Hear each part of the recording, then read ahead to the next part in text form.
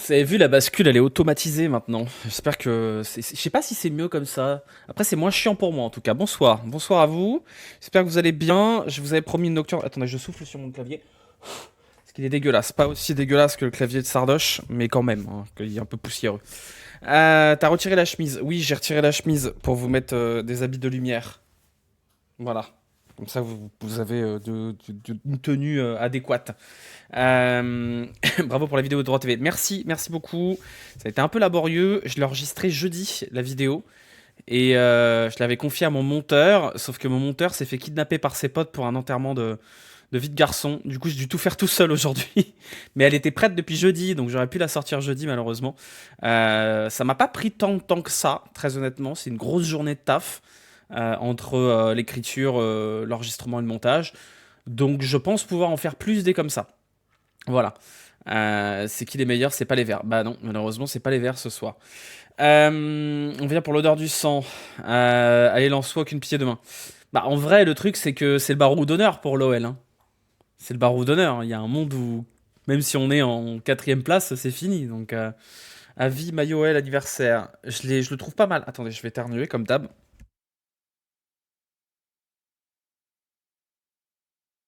Je suis en train de douiller ma race sur les pollens. C'est un enfer. Merci Auré pour l'abonnement. C'est à quelle heure demain? Les enfants, faut faire un effort quand même. C'est à quelle heure demain?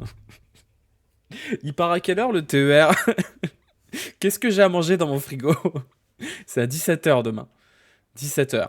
Donc je suis au stade. Donc le débrief aura lieu vers 20 h normalement. Format habituel. Débrief 20 h, on blablate, on fait le débrief et je le mets sur YouTube à 23 h, quelque chose comme ça. Sans tram, je vais pas au match. Bah, tu sais qu'avec les bus à la soie, c'est plutôt efficace, hein, en vrai. 17 h 15, pardon. 17 h 15, ouais. Pourquoi les live Twitch ne sont plus dispo en rediff ou c'est moi? Parce que les rediffs Twitch sont derrière l'abonnement. Il y a une partie des rediffs qui sont sur YouTube, sur la chaîne secondaire. Celui de ce soir, il sera, par exemple. Les débriefs sont sur YouTube et je préfère que vous alliez sur YouTube pour faire grandir la chaîne. Pour le reste, si vous voulez la rediff directement après la diffusion, bah c'est derrière l'abonnement. Voilà, c'est comme ça. C'est dommage ça d'ailleurs. Bah oui, mais les gars, mais c'est normal, c'est la vie en fait. De manière générale, voilà, si je veux que vous soyez là et si je veux que ceux qui sont abonnés aient un minimum d'intérêt à s'abonner, bah c'est ça. Je pense pas que ce soit extrêmement punitif. C'est pas comme si vous aviez les débriefs 48 heures après ou quoi que ce soit. Donc voilà, c'est plutôt fair, je trouve, comme deal. Voilà. Je vais voir le grand Yverdon Sport. C'est pas Jebels qui joue à Yverdon? Non, c'est pas Jebels? C'est la merde, tout le monde a gagné. Non, mais on n'a pas le droit. On n'a pas le droit. Tout le monde fait des matchs de merde, mais tout le monde gagne. Lille gagne, Marseille gagne. Contre Brest, ils avaient quand même 0,8 XG, je crois. Ils font des matchs de merde, mais ils gagnent. Après, c'est ce qu'il a manqué à l'OL cette saison, c'est réussir à faire des matchs de merde et gagner quand même. L'OL, ils font des matchs corrects et ils gagnent pas. Donc voilà, j'ai peur pour demain. De toute façon, demain, il n'y a pas de pression. Il n'y a pas de pression.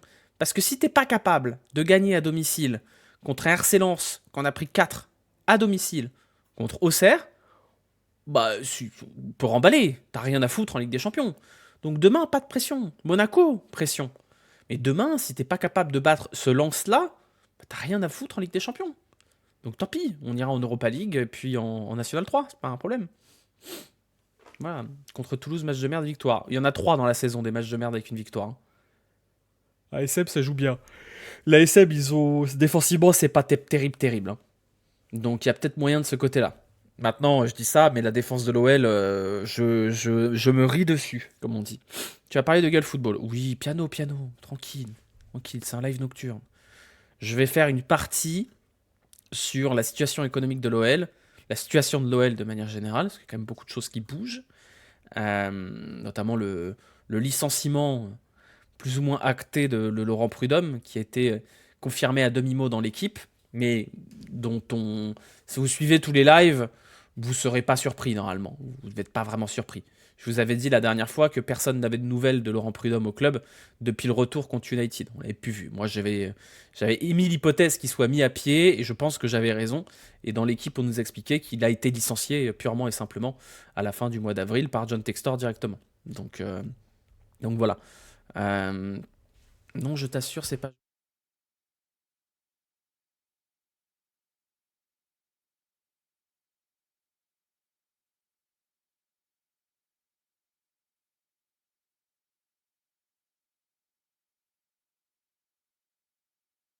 Pardon, j'ai muté, je me suis muté. Excusez-moi. En fait, quand j'appuie sur le dessus, ça me mute.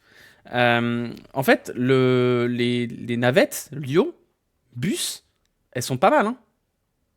Malik Fofana qui ouvre la défense. On y croit, hein. On y croit, on espère. Les navettes bus de la soie sont efficaces, vraiment. Même le dernier match, vraiment, c'était pas le bordel, quoi. Donc, ne panique pas trop. C'est vrai que c'est chiant de par Dieu. Mais demain, le match étant à 17h, bah, ça va en vrai. Je fais bus sur Expo, c'est très bien aussi. Hors Expo, c'était. Attendez 2 secondes, parce que je viens de me souvenir que je devais avoir une pote qui venait. Attendez. Je vais l'engueuler. Hop là, voilà. Les gars, vous n'êtes pas tous chauds pour la fin de saison. Si, chaud quand même, évidemment. Il y a quand même de quoi espérer sur le plan sportif. Maintenant, la fin de saison, on sait qu'elle va pas se jouer que sur le terrain. Donc, ce sont les dernières navettes de l'OL. Ouais. Mérité pour Prud'homme. Je sais pas si c'est mérité ou pas mérité. Faut pas non plus se tromper de coupable. À un moment donné, si Laurent Prud'homme il a pas fait le taf qu'il fallait, il y a bien quelqu'un qui l'a mis à ce poste-là. Donc on peut parler de l'apport de Laurent Prud'homme et de ce qu'il a fait ou pas pour le club. En l'occurrence, bah, pas énormément de choses parce que Laurent Prud'homme il est arrivé à une période où tout allait super bien. Puis ensuite tout est allé pas terrible. Et au moment où tout allait super bien, bah c'est d'ailleurs il me l'avait dit personnellement le jour où je l'ai rencontré, c'était lors de la demi-finale contre Valenciennes. Il m'avait dit c'est un job facile quand tout va bien. Bon, derrière le job il a été moins facile et j'ai pas eu le sentiment, mais c'est que mon avis personnel, qu'il était pleinement à la hauteur des problèmes. Il y a eu les histoires de violence, il y a eu la gestion des 6-9 pirates et des bad gones, il y a eu tous les trucs de Zumba, de l'Olympique de Marseille et compagnie, il y a eu la gestion de Pierre Sage, bref, la présence médiatique. Il y a eu cette histoire qui a été relayée dans l'équipe de tarifs préférentiels pour les jeunes en dehors du virage, pour ceux qui veulent pas forcément aller en virage nord, qui visiblement a posé problème. Et surtout, ce qui a posé souci, et ça a été dit dans l'article de l'équipe, c'est que Laurent Prud'homme, il avait un poste de directeur général, mais il prenait beaucoup de place. Notamment le fait qu'il ait joué dans la vidéo d'arrivée de Mikotadze, ça n'a pas trop plu à John Textor parce qu'il prenait la place médiatique qui est normalement réservée à John Textor. Mais encore une fois, pourquoi il l'a pris cette place? Bah parce qu'elle était laissée libre. Personne n'était le visage du club médiatiquement à ce moment-là. Donc Laurent Prud'homme l'a pris, même si c'était pas dans ses prérogatives, c'est un directeur général, c'est pas un président. Et du coup, la confusion qu'il a alimentée lui entre son rôle de directeur général et les directeurs généraux des clubs, dans la majorité d'entre eux en Ligue 1, on les voit pas trop, ils parlent pas trop, ils font leur taf, de dirigeant. Laurent Prud'homme, il s'est plus ou moins transformé en président, voire manager général du club, et c'est ça qui a posé problème parce qu'il était trop proche du vestiaire et trop proche du sportif. Or, c'est pas son rôle. Voilà. Tu as 2 matchs abordables à domicile et une énorme finale. C'est l'idée. De toute façon, tu as 2 matchs à domicile, tu dois les gagner. Si tu les gagnes pas, tu peux remballer, tu peux oublier. Et derrière, tu as ce match à Monaco. Et si tu arrives à gagner ces 3-là, bah, tu y seras en Ligue des Champions. Si tu fais 3 sur 3, tu y seras. C'est aussi simple que ça. Les victoires de Strasbourg et Nice contre le PSG, moi aussi ça m'énerve. Moi aussi ça m'énerve que le PSG... mais il y a quelqu'un qui l'a dit dans le chat. C'est chiant que les gros jouent contre le PSG en pleine saison et pas en fin de saison. C'est volontaire, hein, c'est pour le calendrier de ne pas mettre des gros matchs qui peuvent compter en fin de saison. Les matchs du PSG contre l'OM, contre l'OL sont décidés par les diffuseurs aux meilleures périodes. Donc forcément qu'ils jouent des équipes qui ne sont pas forcément à la base prévues pour être dans le top 3 ou dans le top 4. Strasbourg, au début de la saison, ils ne sont pas programmés pour jouer la Ligue des Champions. Nice, pas forcément non plus. Donc oui, ça m'énerve. Mais la vérité, c'est que ça change rien. Si l'OL gagne ces 3 matchs, l'OL sera devant Strasbourg et Nice. Basta. Basta. Avec 61 points, on est en LDC, tu penses. Si tu vas être en LDC, c'est 9 sur 9. Voilà. C'est tout. 9 sur 9. Il n'y a pas eu de trébuchage du côté de Lille, Marseille et compagnie. C'est 9 sur 9. 61, je pense que t'es pas. 61, tu dois compter sur une erreur de Monaco, Marseille. Donc il faut gagner les 3 derniers matchs. Basta, c'est tout. Je pensais que c'était tiré au sort. Non, c'est pas tiré au sort. Non. Les gros matchs ne sont pas tirés au sort. Pour votre info, les gars, il n'y a plus de tram navette jusqu'au stade. La soie aussi a été coupée. Prolongation du... Oui, mais comme ça fait depuis 2 matchs que c'est comme ça. Hein. Ça fait depuis 2 matchs, non, ça fait un match qu'il n'y a plus de navette à la soie. Et ça allait, hein, le soir du concert de Ghost. Là. 4ème, ça se budgétise pas comme 3ème. Ah bah bien sûr, mais ça on l'a déjà dit ça. De toute façon, ça je vous l'ai dit la dernière fois, mais on va le faire de façon un peu plus concrète. L'OL, ils ont 3 options. La première, c'est la 3ème place, ou la 2ème place, on sait jamais. Hein. Et là, ça va, parce que tu peux budgéter les revenus de la LDC. 4ème, tu peux pas. 4ème, t'as les barrages. Tu peux très bien ne pas t'y retrouver en Ligue des Champions. Donc si tu vas à la DNCG en étant 4ème, tu n'as pas les revenus de la Ligue des Champions dans ton budget prévisionnel. Et derrière, bah, c'est 5, 6, 7, c'est grosso modo pareil. Hein. Donc 5, 6, 7, c'est interdiction de recrutement et on peut oublier. Hein. Différence de but, on est étonnamment bien, j'aurais pas parié là-dessus. Bah, il y a eu 2 matchs, hein. Il y a eu le match contre Le Havre, tu gagnes. Il y a eu 2 matchs où tu fais plus 7, Rennes, t'as fait plus 3 aussi. Donc là, la différence de but, on a rattrapé quand même. Si Paris gagne la LDC, on part se connaître par un badja. J'en sais rien. Je sais pas. Je sais pas quelles sont les conséquences de la victoire de Paris en Ligue des Champions potentiellement. Je ne sais pas. 4ème, c'est 2 tours de qualif, ouais. Nice peut passer devant nous avec la différence de but. Non. Non. Nice, ils sont à plus 21. Si on gagne demain, on est à plus 21. Encore une fois, la condition sine qua non, c'est de gagner tous les matchs. Normalement, si tu joues contre Lens et Angers, tu dois être capable d'égaler la différence de but de Nice qui va jouer contre Rennes et Brest. Normalement. Normalement. C'est quoi après le goal average, le critère? Meilleure attaque. Quoi qu'il arrive, si on gagne nos 3 matchs, tu penses pas de scénario de merde, même si 3 wins? Bah, en vrai, si on gagne les 3 derniers matchs, le scénario de merde, c'est on gagne les 3 derniers matchs 1-0 et les concurrents les gagnent 3-0. De toute façon, c'est pas compliqué, c'est des maths. Si l'OL gagne demain contre Lens, on est 4ème. En attendant le match de Lille et Marseille. Ce qui serait bien demain, ce serait que Marseille gagne. Ou à minima, qu'il y ait match nul. Demain, on va être obligé de ne pas encourager Lille. Si demain, Marseille gagne et Lyon gagne, Lyon est 4ème. Après, le goal average, c'est goal average particulier maintenant. Non, c'est pas goal average particulier. Ça n'a jamais été le goal average particulier. C'est la meilleure attaque, c'est le nombre de buts marqués, non? Je suis à peu près sûr que c'est le nombre de buts marqués. Hein. Vérifier. Vérifier, je vais pas dire de bêtises.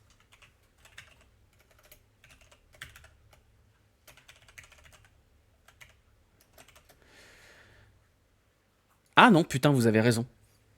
Attends, en cas d'égalité de points, le classement des clubs ex-aequo, différence entre les buts marqués et buts concédés. Ah putain, vous avez raison. C'est différence de buts particulière. Ah, je pensais que c'était meilleure attaque uniquement. Si vous avez égalité de points et égalité au goal average, c'est différence particulière. Je ne savais pas. Donc ça marche pas pour Strasbourg. Je ne savais pas ça. Après, le goal average, c'est identique, oui. Ouais, bah après, goal average identique, on n'y est pas encore. Hein. Strasbourg, ils sont loin goal average. Oui, Strasbourg, ils sont très loin. Lille, ils sont loin également, si je dis pas de bêtises. Il me semble qu'ils sont à plus 14. Je vais vérifier. Lille, ils sont à plus 17. Strasbourg est à plus 14. Il y a juste Nice et Marseille qui sont au-dessus de nous, là, aujourd'hui. Peut-être pas demain. De toute façon, les étapes, elles sont simples. Il faut gagner contre Lens, il faut gagner contre Monaco, il faut gagner contre Angers. Si Lille gagne demain, on peut pleurer, je pense. Si Lille gagne demain, tu n'as plus de top 3 assuré.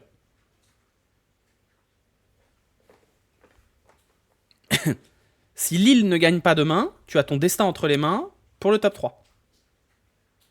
Il te suffit, entre guillemets, de battre Monaco pour passer 3ème.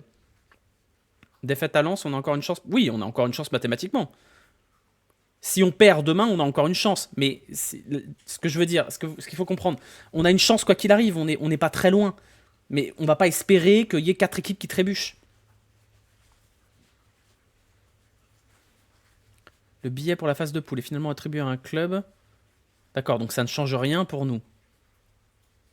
Si le PSG gagne avec des champions, on est bien d'accord que ça ne change rien pour nous. Ça rajoute pas une place. À un moment, il faut juste qu'on gagne. Bref, On va reprendre. De toute façon, le live, je le mettrai en intégralité, on va pas se faire chier hein, sur YouTube. Je le mettrai demain dans l'après-midi. Si Lille perd et qu'on fait 9, on est sur le troisième. Oui. Oui. Si Lille... Enfin... Oui, si tu soignes ta différence de but. Si tu gagnes les 3 derniers matchs, tu es 4ème sûr et certain. À condition d'avoir un goal average pas dégueulasse, meilleur que Nice. Mais je vois mal Nice éclater Brest et Rennes. On sait jamais. Mais si tu gagnes tes 3 derniers matchs, tu es sûr d'être 4ème. Et si tu gagnes tes 3 derniers matchs et que Lille ne gagne pas demain, tu es sûr d'être 3ème. Marseille ou nul demain. Je préfère Marseille du coup. Le meilleur scénario, c'est Marseille qui gagne, qui s'envole, ils sont 2ème, on les abandonne. Et nous, on essaye de coller au cul de Lille. Pas porter l'œil, Monaco c'est quand même très moyen. Oui, Monaco c'est moyen, Monaco c'est prenable. Après, Lyon c'est moyen aussi, c'est très prenable. Les pronos fonctionnent pas, lapin carotte. C'est jusqu'au lendemain du match. C'est quoi la différence particulière? La différence particulière, c'est la différence de but entre 2 équipes sur les confrontations. Par exemple, t'as gagné 3-0 à l'aller, t'as perdu 2-0 au retour, c'est toi qui as la différence de but de 1. C'est comme si tu faisais un championnat entre les 2 équipes. Aussi simplement.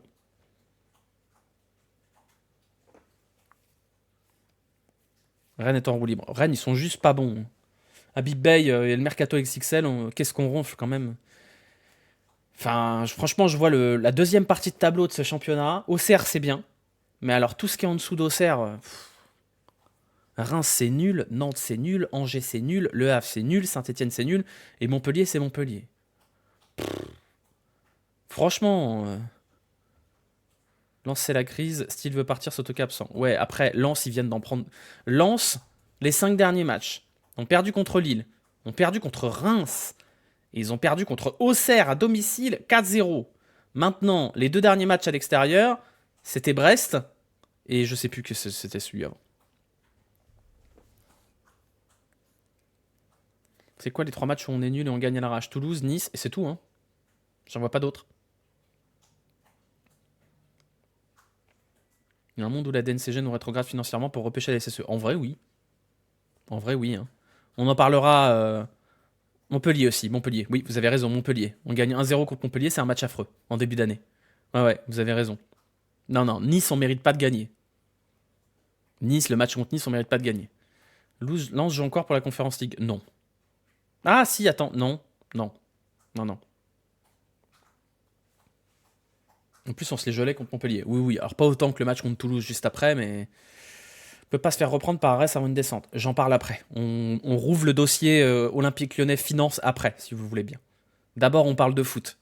Tant qu'on peut encore parler de foot. Ça risque de vite plus être le cas. Si PSG gagne la Coupe de France, c'est le 7ème en conférence, c'est le 8ème. C'est le 8ème, c'est le 7ème, pardon. Championnat normal, c'est 4 en LDC, 1 en Europa et 1 en Europa Conférence.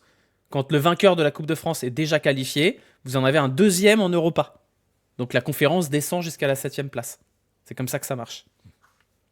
Qui est l'arbitre du match de demain? Je sais pas. Qu'est-ce que t'en penses des placements de touche à 15,23 €? Le but raté d'Angers contre Montpellier. Oui, bah après... bref. Tu y crois à la relégation, je suis pas le laisser? Non, j'y crois pas, mais je vous expliquerai après. T'as l'air de moins en moins confiant pour la Ligue 2. En fait, je pense pas que l'OL ira en Ligue 2. Mais en tout cas, pas administrativement. Mais je pense qu'il va y avoir un été très mouvementé. Auxerre, très bonne saison vu leur effectif. Oui, complètement. Auxerre, très bonne équipe, très bonne saison. Très bel effectif, des très bons joueurs. Il va falloir voir comment ça se passe cet été. Après, l'avantage que va avoir Auxerre cet été, c'est que tout le monde va être pauvre. Donc tout le monde va se faire saigner.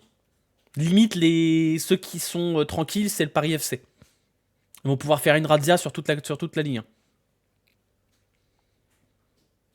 On embrasse Sinali Gaëtan. Bah oui, écoutez, après il y a les moitiés des clubs de Ligue 1 qui ont un Lyonnais. Donc, Zach à la Kings League et pas au Groupama. En vrai, il y a 4 clubs qui sont tranquilles sur 18. Bah, c'est l'objet de la vidéo que j'ai sortie aujourd'hui. Si vous l'avez pas vue, je vous invite à la garder de côté, je vous la mets dans le chat.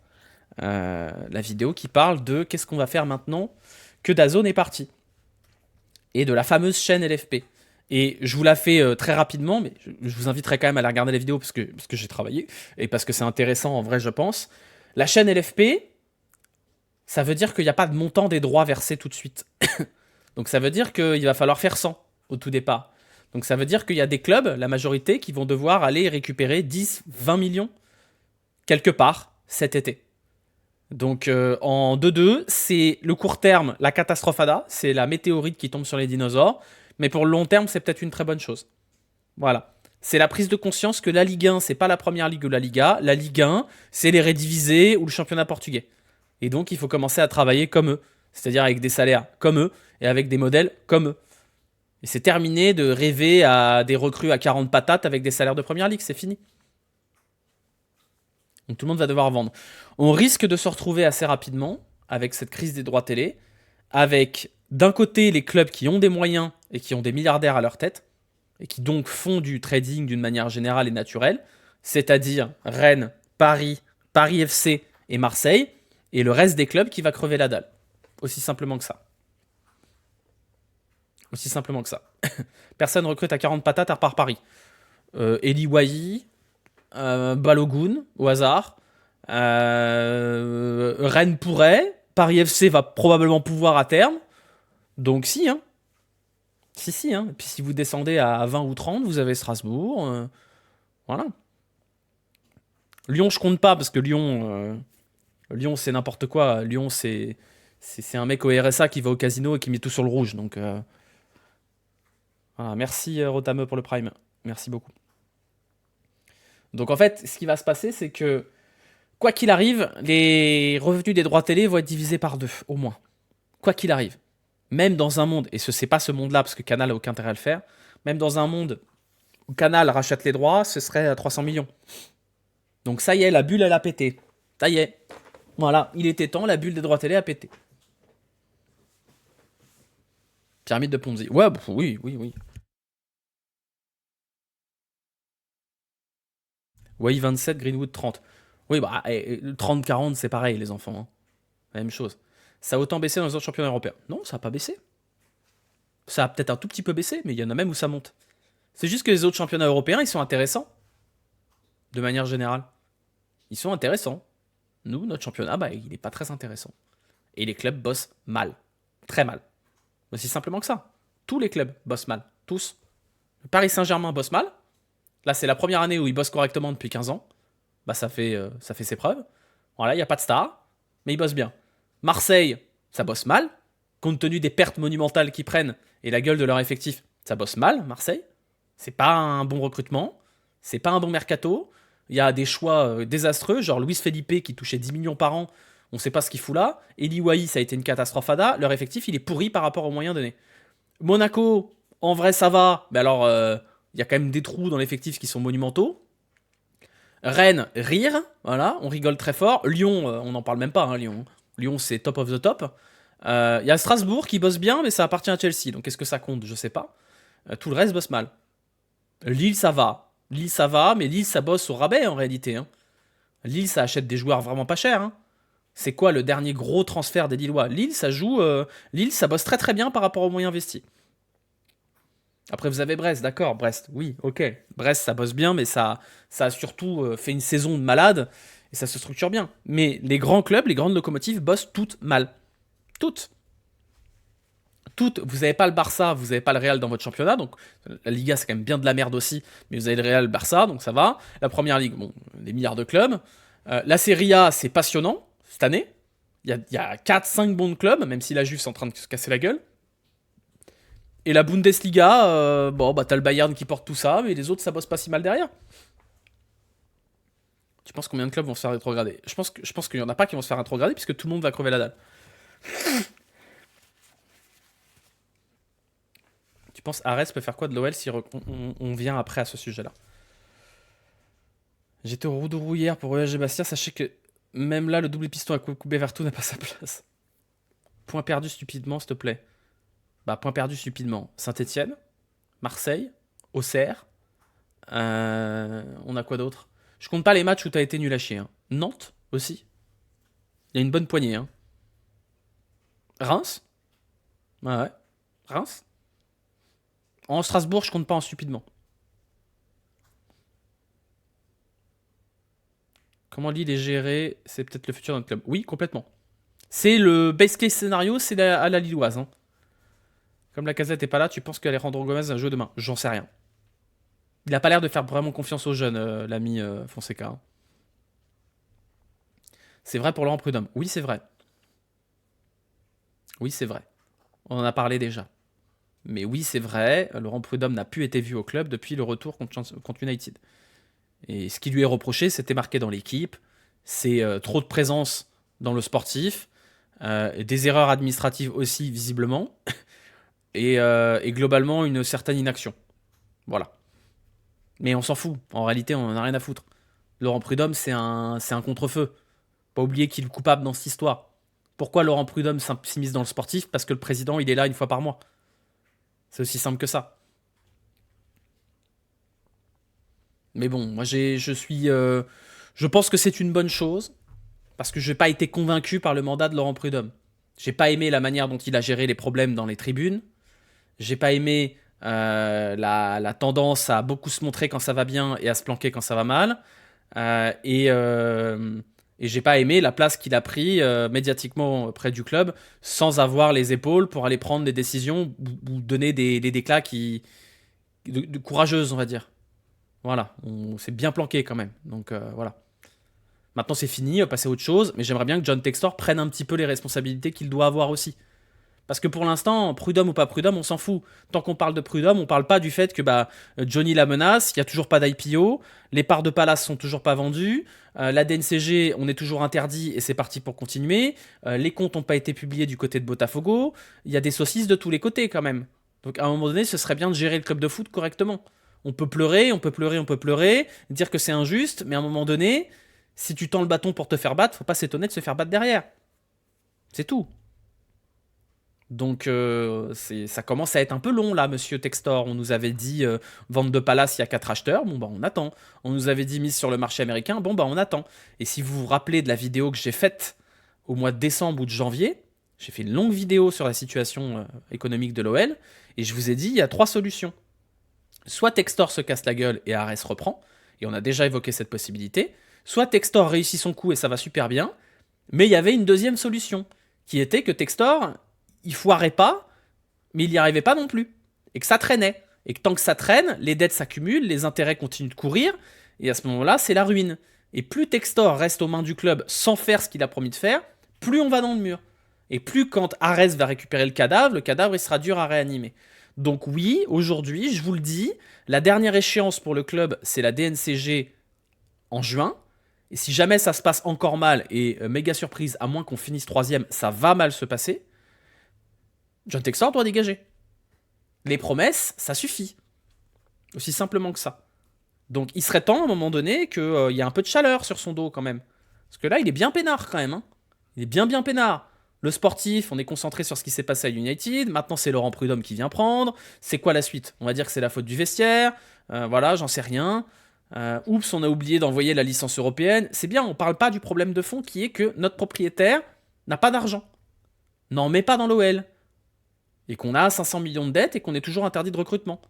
C'est pas que la faute de la DNCG ou des autres, c'est pas que la faute de Nasser. L'OL n'est pas aidé par les instances, c'est une certitude, mais c'est pas les instances qui ont créé la situation dans laquelle l'OL est. La situation dans laquelle l'OL est, c'est la conséquence des années Olas et derrière de John Textor qui arrive et qui a pas un rond, aussi simplement que ça. Donc il y a des promesses en l'air et donc on attend. Voilà, donc moi je vous le dis, on a été très patients. On nous a dit qu'il avait un plan, il nous a dit les parts de Palace, il nous a mis tout le programme de oui, non mais je vais vendre Palace, je vais remettre de l'argent dans le club, puis après il y aura le marché américain, puis Botafogo ils vont beaucoup vendre, ils vont rendre l'argent qu'on leur a prêté avec l'OL. Ok, bah on attend. On attend. On attend. Et je sais pas combien de temps on va attendre, mais à un moment donné, on va peut-être en avoir marre d'attendre. Et le coup près, ça va être la DNCG en juin. On a vendu l'Arena pour rien. Bah, on n'a pas vendu l'Arena pour rien. L'Arena, elle a été vendue et elle a permis à John Textor de racheter ce qui manquait de l'OL. En partie. John Textor a racheté OL Group, s'est endetté et il a laissé une partie du club à Jean-Michel Aulas. Quand il a vendu l'Arena à Jean-Michel Aulas, il lui a vendu contre un peu de cash, mais surtout le rachat de ses dernières actions et d'un peu de dette. Aussi simplement que ça. Hein. Aussi simplement que ça. Il a remboursé les dernières dettes liées à l'Arena, celles qui n'avaient pas été restructurées, et il a racheté les actions d'Olas, les dernières. C'est malin quand même. Olas, il a financé l'Arena avec le train de l'Olympique Lyonnais. Ensuite, il a vendu l'Olympique Lyonnais à un mec qui n'avait pas suffisamment de thunes. Du coup, il lui a racheté l'Arena pour qu'il puisse racheter le club en entier. C'est génial comme move. C'est fabuleux quand même. Donc, encore une fois, ne vous faites pas avoir. John Textor, il n'a pas racheté le club avec son argent. Il a emprunté, il a racheté un bout du club, il en a laissé un peu à Olas, et ensuite il a vendu des bouts du club pour racheter complètement le club. C'est génial comme principe. C'est pas un IPO, c'est un LBO. Un leverage buyout. Est-ce qu'il est capable de vendre le stade? Alors le problème c'est que le stade, il n'a de valeur que s'il y a un club qui joue dedans. Si vous avez un OL qui est rétrogradé administrativement, il n'a pas de valeur le club. Personne ne va payer un loyer au stade. Et même, quel intérêt pour l'OL de continuer à aller à Dessines si le club change de stature sportive? Autant aller à Gerland. Aucun intérêt d'aller jusqu'à Dessines dans un stade de 60 000 places si tu joues le bas de tableau de la Ligue 1. Donc, à mon sens, la valeur du stade, elle est quand même accolée à la valeur sportive de l'OL. Les concerts, les demi-finales du top 14, ça ne suffit pas. Donc, j'ai du mal à croire que le stade sera vendu sous John Textor avec un club en catastrophada. Quand même du mal à y croire. On rappelle qu'il a toujours dit que c'était pas un LBO. Non, mais il a dit beaucoup de choses, hein, Johnny la menace. Pour l'instant, j'aimerais bien à un moment donné qu'on reprenne, on refera ça à un moment donné, on reprendra la conférence de presse du début, du tout début, pour voir ce qu'il disait. C'est vrai que Jean-Michel attend... Oui, Jean-Michel Aulas attend absolument... Après, là, il est concentré, il doit se faire élire à la mairie, donc... Il est drôlement silencieux. Bah oui, il se planque. Moi, j'aimerais bien pouvoir faire une interview de John Textor où on lui met un peu le nez dans le caca. Alors, Johnny, 500 millions de dettes, t'en dis quoi? Alors, Johnny, la vente de l'Arena et des actifs, il est passé où l'argent? Alors, la mise sur le marché américain, c'est pour quand? La DNCG, on va la passer comment? John Textor, il est pas là, on peut pas lui poser ces questions-là. Il fuit. Il fuit et je sais de sources sûres qu'il devait faire téléfoot 2 fois et que c'est la deuxième fois qu'il annule téléfoot à la dernière minute. Comment je le sais? Parce que Grégoire Margoton m'a demandé de m'appeler avant pour avoir quelques éléments de contexte. Donc moi j'aimerais bien à un moment donné que John Textor soit interrogé sur ces vraies questions-là. Il a fait la fameuse conférence de presse en début d'année où il nous expliquait que tout allait bien et que tout allait être réglé. Bon bah on est début mai et rien n'a été réglé. Bah on attend. On attend. Il a bien raison de se cacher. Ah bah là il a raison de se cacher, ouais. On a la date du passage de l'OL. Non, on n'a pas encore la date, mais on sait que ce sera mi ou fin juin. Quelque chose comme ça.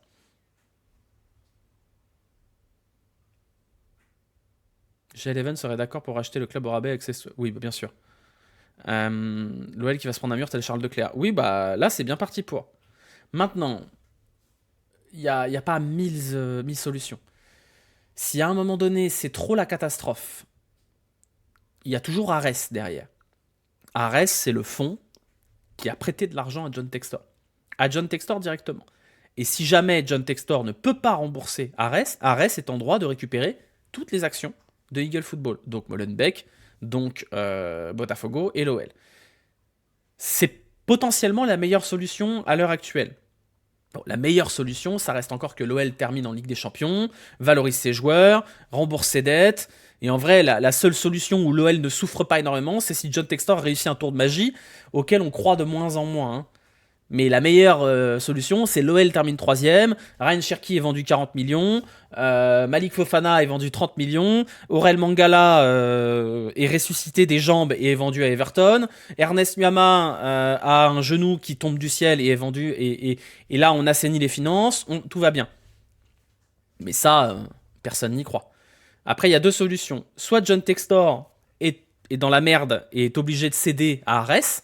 Et si Ares reprend le club, bah, il peut se passer la même chose que ce qui s'est passé à Lille.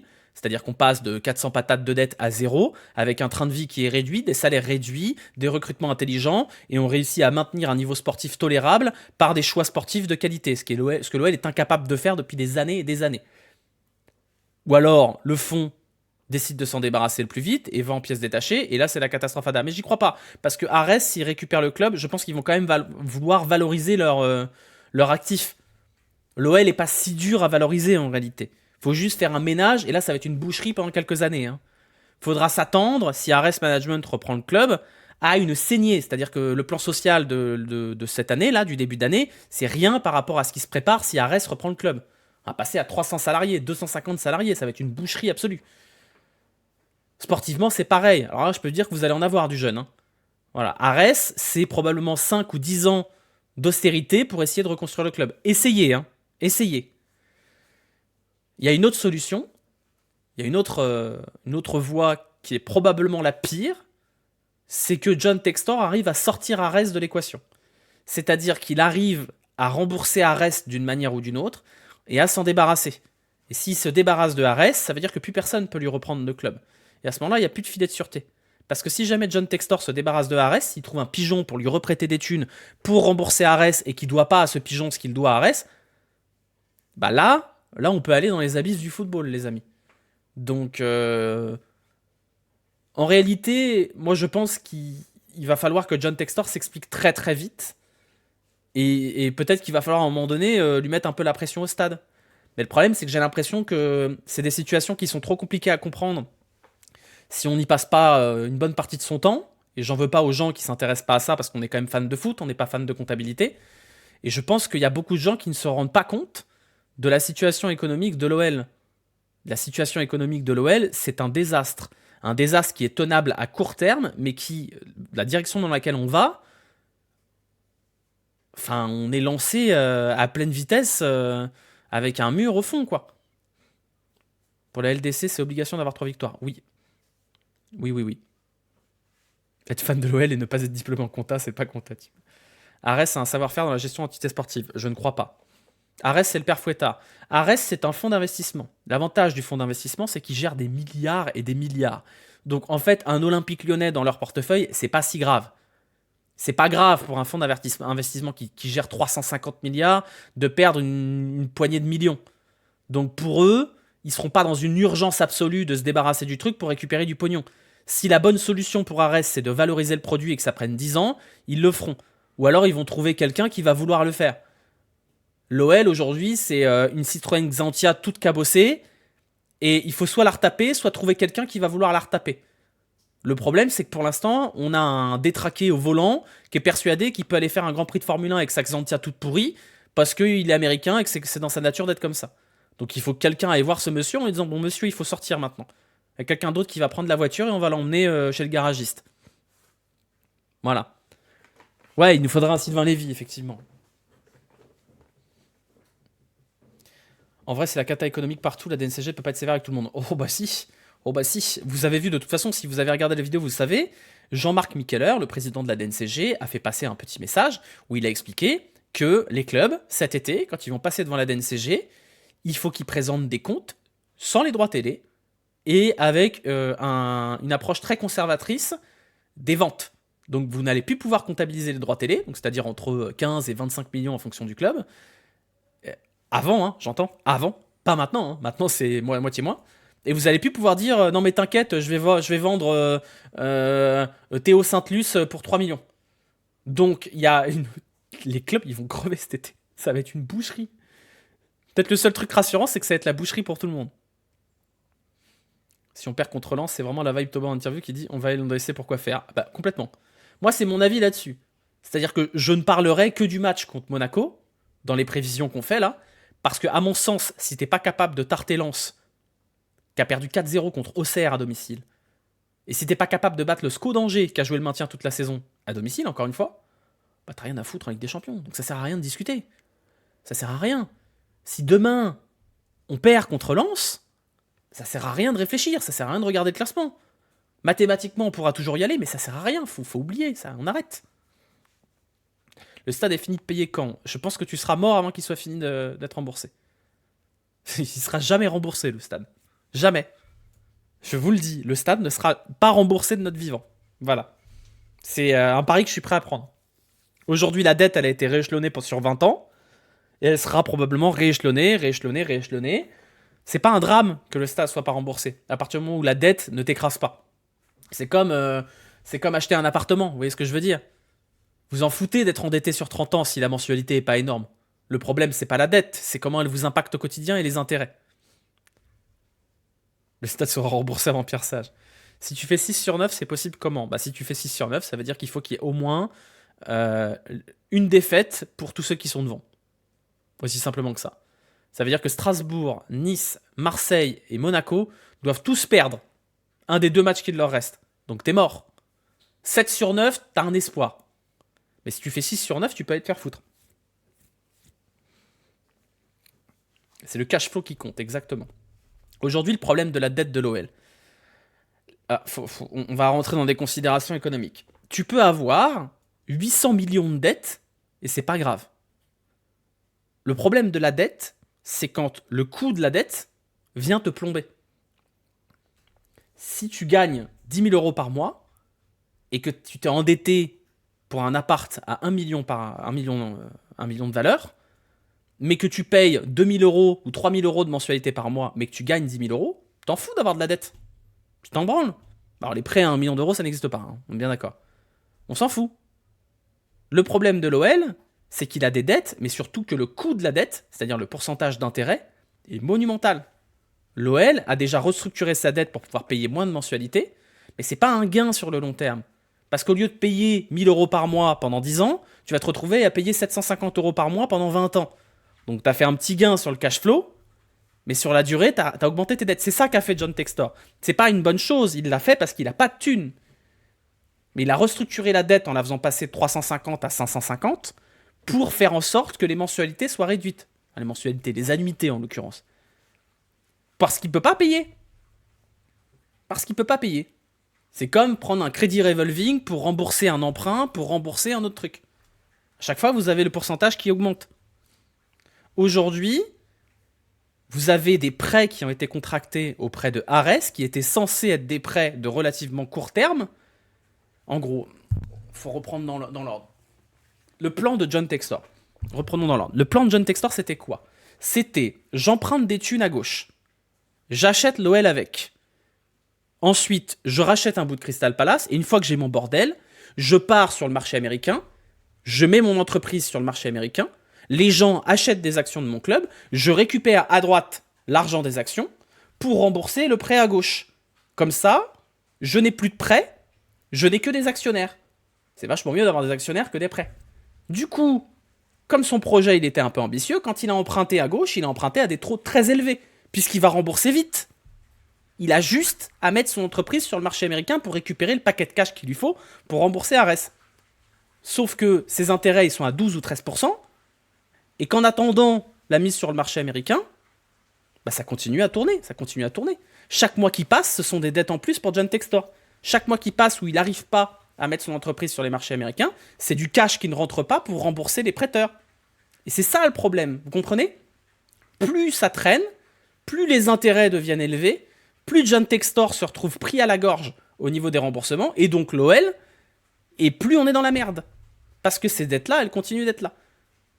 Donc soit ça continue, et l'OL sera un cadavre qui pue de plus en plus, soit à un moment donné, les prêteurs ils vont dire, bon maintenant ça suffit, on reprend le club, dégage. Simplement. C'est l'histoire d'un mec qui achète une montre en diamant et qui vend les diamants un par un pour payer la montre. C'est exactement ça. Dans un monde tout beau, c'est quoi le meilleur plan pour sauver l'OL financièrement? Bah déjà, quoi qu'il arrive, il y a une réduction du train de vie du club. Ça, c'est une certitude. Aujourd'hui, la masse salariale est trop élevée, les recrutements sont trop chers, et il y a trop de salariés au club encore aujourd'hui. Donc quoi qu'il arrive, il faut arrêter d'acheter des Niakate, arrêter d'acheter des Mangala, et commencer à acheter du Zegrova ou du Diakité comme fait Lille. Ça, c'est une certitude. Il faut arrêter de donner des 170 000 euros à Tanner Tessman, et il faut commencer à payer du 80 000 euros, comme ça peut être le cas avec certains joueurs de Lille, encore une fois. Il faut arrêter de ne pas valoriser les jeunes joueurs du centre parce que c'est de l'argent gratuit. Et ensuite, il va falloir, de manière générale, réduire encore une fois la masse salariale du club. En gros, vous avez deux axes. Vous avez ce que vous gagnez, ce que vous perdez. Ce que vous gagnez, vous n'avez pas beaucoup de marge de progression là-dessus. Vous avez la billetterie. La billetterie, bon bah, si ton club il est meilleur, t'en gagnes un peu plus, mais de toute façon, tu sais qu'au stade, t'auras toujours entre 30 et 45 000 personnes. Donc c'est variable, mais c'est une somme que tu peux pas pousser dans les étoiles. Vous voyez ce que je veux dire? Donc t'as ta billetterie. La billetterie, c'est mieux s'il y a une Coupe d'Europe quand même. Tu as les droits TV. Les droits TV, c'est une catastrophe. On le sait. Les droits TV de la Ligue 1, ça marche pas. Les droits TV de l'Europa League sont littéralement supérieurs à ceux de la Ligue 1 cette année pour l'OL. Donc les droits TV, tu sais que tu peux pas compter dessus. T'as les produits dérivés, produits de la marque et compagnie. Ça, c'est pareil, tu peux pas les pousser dans les étoiles. Et derrière, t'as les events. Bah, c'est pareil, tu peux pas les pousser dans les étoiles. Quand tu as un grand événement comme les JO, c'est cool. Quand tu as un grand événement comme une Coupe du Monde en France féminine ou quoi que ce soit, c'est cool. Coupe du Monde de rugby, tu as des concerts, mais tu n'auras pas Taylor Swift tous les ans, tu n'auras pas les top 14 tous les ans, tu n'auras pas les JO tous les ans. Donc c'est pareil, les événements, c'est capé. Et derrière, tu as les ventes de joueurs. Et les ventes de joueurs, historiquement, c'est ce qui a permis à l'OL de vivre au-dessus de son train de vie. C'est pas nouveau, hein. Les 100 millions d'euros de pertes par an, c'est pas nouveau. C'était comme ça sous Aulas. Sous Aulas, l'OL perdait de l'argent tous les ans. Mais il perdait de l'argent pour rembourser un stade et une arena, qui à terme allait lui rapporter de l'argent. Le problème aujourd'hui, c'est que l'OL continue à perdre beaucoup d'argent, mais il n'y a plus l'arena. Donc tu rembourses de l'argent dans le vide. Donc les leviers, c'est les ventes de joueurs au niveau des recettes. C'est tout. Ton salut, c'est le trading. Donc pour faire du trading, il faut acheter pas cher et vendre cher. Bon, pour l'instant, l'Olympique achète cher et revend pas cher. C'est pas terrible. Donc derrière, tu as les dépenses. Donc il faut réduire les dépenses. Comment tu réduis les dépenses? Bah, tu réduis la masse salariale, ce que l'OL a déjà bien amorcé, ce qui va être encore le cas avec les départs de Cherki, de Lacazette, de probablement Matic, etc., etc., de Benrahma, de Amin Sarr, de tout ça. Tu réduis. T'as les salariés du club, t'étais à 600, tu vas normalement être passé à 510, 520, va encore falloir réduire d'une manière ou d'une autre, mais on peut se dire que l'OL va tomber à 450 ou à 400 à un moment donné. Une fois que tu auras cette base-là, ça va. Le problème, c'est que tu rajoutes à ça le poids de la dette derrière. Et le poids de la dette aujourd'hui à l'OL, il est déjà entre 20, 30, 40 millions. Donc il faut trouver 40 millions supplémentaires. C'est vraiment pas compliqué sur le papier. C'est beaucoup plus compliqué dans les faits à appliquer. Mais l'OL a vécu très largement au-dessus de son train de vie et ça date pas de Textor, encore une fois. Textor, je dis pas que Textor a tout bien fait, hein. Loin, loin, loin de là. Textor, il a quand même racheté une merde, hein. Il a racheté un club avec des salaires débiles au niveau des joueurs, un effectif pourri, 600 salariés au club et des dettes qui étaient déjà élevées. Donc il n'était pas aidé et ça aurait été vachement mieux avec un mec qui a de la thune. Mais encore une fois, pareil. Maintenant on est concentré sur John Textor. Qui a décidé de vendre à John Textor? Voilà, après on peut remonter le fil très très haut, hein. Il le savait. Ah bah bien sûr qu'il le savait. Bien sûr. Merci pour ça, revendu 10 millions à Strasbourg. Ouais, non, des choix sportifs de l'OL, ils sont désastreux. Ils sont désastreux. Tu peux pas te satisfaire d'un Nuama qui est bien valorisé, parce que Nuama, t'as mis 25 patates dessus. Pour le reste, à part Malik Fofana, t'as des bons coups, mais qui sont pas des bons coups économiques. Je parle pas de football, là, hein. Je parle purement de thunes. Non. Je parle juste de thunes. Mata, Maitland Niles, ce sont des bons coups sportifs, et c'est très bien comme ça, mais c'est pas des bons coups économiques non plus. O'Brien était un bon coup économique, c'est vrai. O'Brien et Fofana. Et encore Fofana, il n'est pas vendu, hein. Bah Mikotadze, on verra le jour où il est revendu. Pour l'instant, ça va. Mais t'as quand même mis 18 millions dessus. Regardez Lille. On va encore prendre l'exemple de Lille, parce que Lille, ils étaient dans une situation désastreuse il y a 7-8 ans, après les années Lopez. Lille, ils ont recruté Bafodé Diakité, 3 millions d'euros. Il est titulaire indiscutable, c'est un des meilleurs joueurs du championnat. 3 millions d'euros. Zegrova, c'est 7 millions. Haralson, je crois que c'est 10 ou 12. Donc à un moment donné, Angel Gomez et compagnie, c'est des joueurs qui ont été recrutés à bas prix. Le LOSC, c'est un des rares clubs en France qui est structuré correctement au niveau économique. David, ils l'ont payé combien? 20, je crois. Goodmanson, c'est pas cher à l'achat. Non, mais tous leurs titulaires sont pas chers à l'achat. Lille n'achète pas cher. Kuzanov à Lens, c'est un très bon exemple. Alors après, Kuzanov, c'est un miracle, en vrai. Kuzanov, tu vas le chercher au fin fond de la Biélorussie, c'est un miracle. Mais c'est un bon exemple aussi. Medina, même Gradit, jamais j'aurais pensé que le mec serait à ce niveau-là. Pendant ce temps-là, nous, c'est 20 patates sur Saïd Benrahma, 32 sur Nakate, 40 sur Mangala, 25 sur Nyama, 13 sur Orban. Bah forcément, c'est plus compliqué.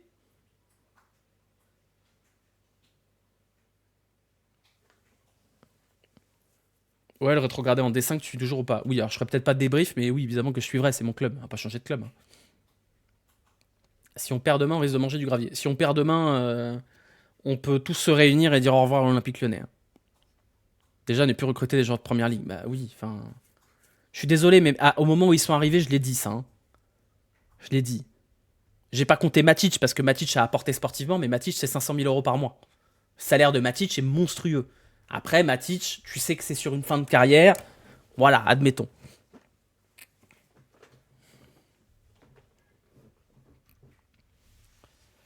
Je pense quand même qu'il est temps à un moment donné de demander des explications à Johnny. C'est tout.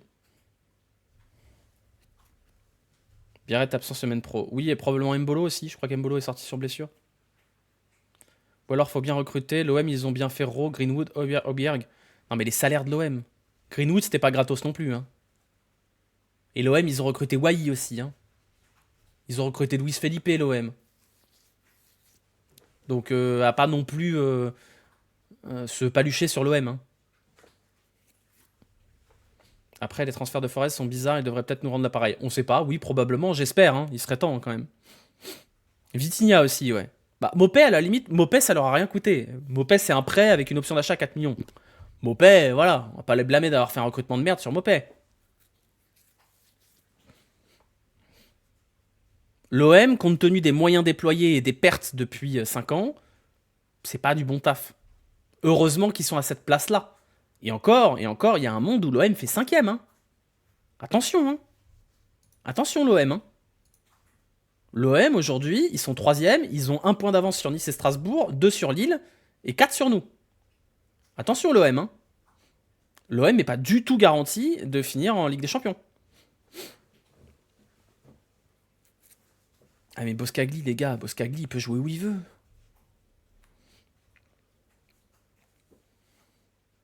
Même LDC, on fait juste repousser l'échéance vers une mort assurée. Oui, complètement. Complètement. Ouais, même trop la C5. Ouais. Après, là, ils sont... L'OM, ils vont être européens. C'est obligatoire. Il y a un monde où l'OM n'est pas européen, c'est le monde où Reims gagne la Coupe de France. Bon, j'y crois zéro. Et où ils finissent 7ème. Mais bon, alors là honnêtement, si ça arrive, je pense que j'achète une boîte à rire et que je la retourne en live pendant 3 heures non-stop. Mais ça n'arrivera pas, enfin quand même, si l'OM termine 7ème et n'est pas européen, on se roule tous par terre. Ça n'arrivera pas. Et je vous le dis, si l'OM termine 7ème et n'est pas européen parce que Reims a gagné la Coupe de France, je retourne une boîte à rire pendant 3 heures en live. C'est comme si Lyon se faisait remonter un 4-2. Ouais, voilà. C'est aussi probable que Lyon qui mène 4-2 à la 113e minute, quoi, et qui perd le match. Ça n'existe pas, ça n'arrivera jamais. Oh non, mais ça n'arrivera pas. Le concours de circonstances qu'il faudrait pour ça. Après, s'ils perdent contre Lille demain, ils vont commencer à avoir chaud au cul, l'OM. Vraiment. Parce que l'OM, leur calendrier, c'est jouer au Havre qui joue son maintien. Bon, après, il joue contre Rennes. Pardon, on peut oublier, il joue contre Rennes. Habib Bey, il va faire un gros dodo pendant le match. Problème réglé.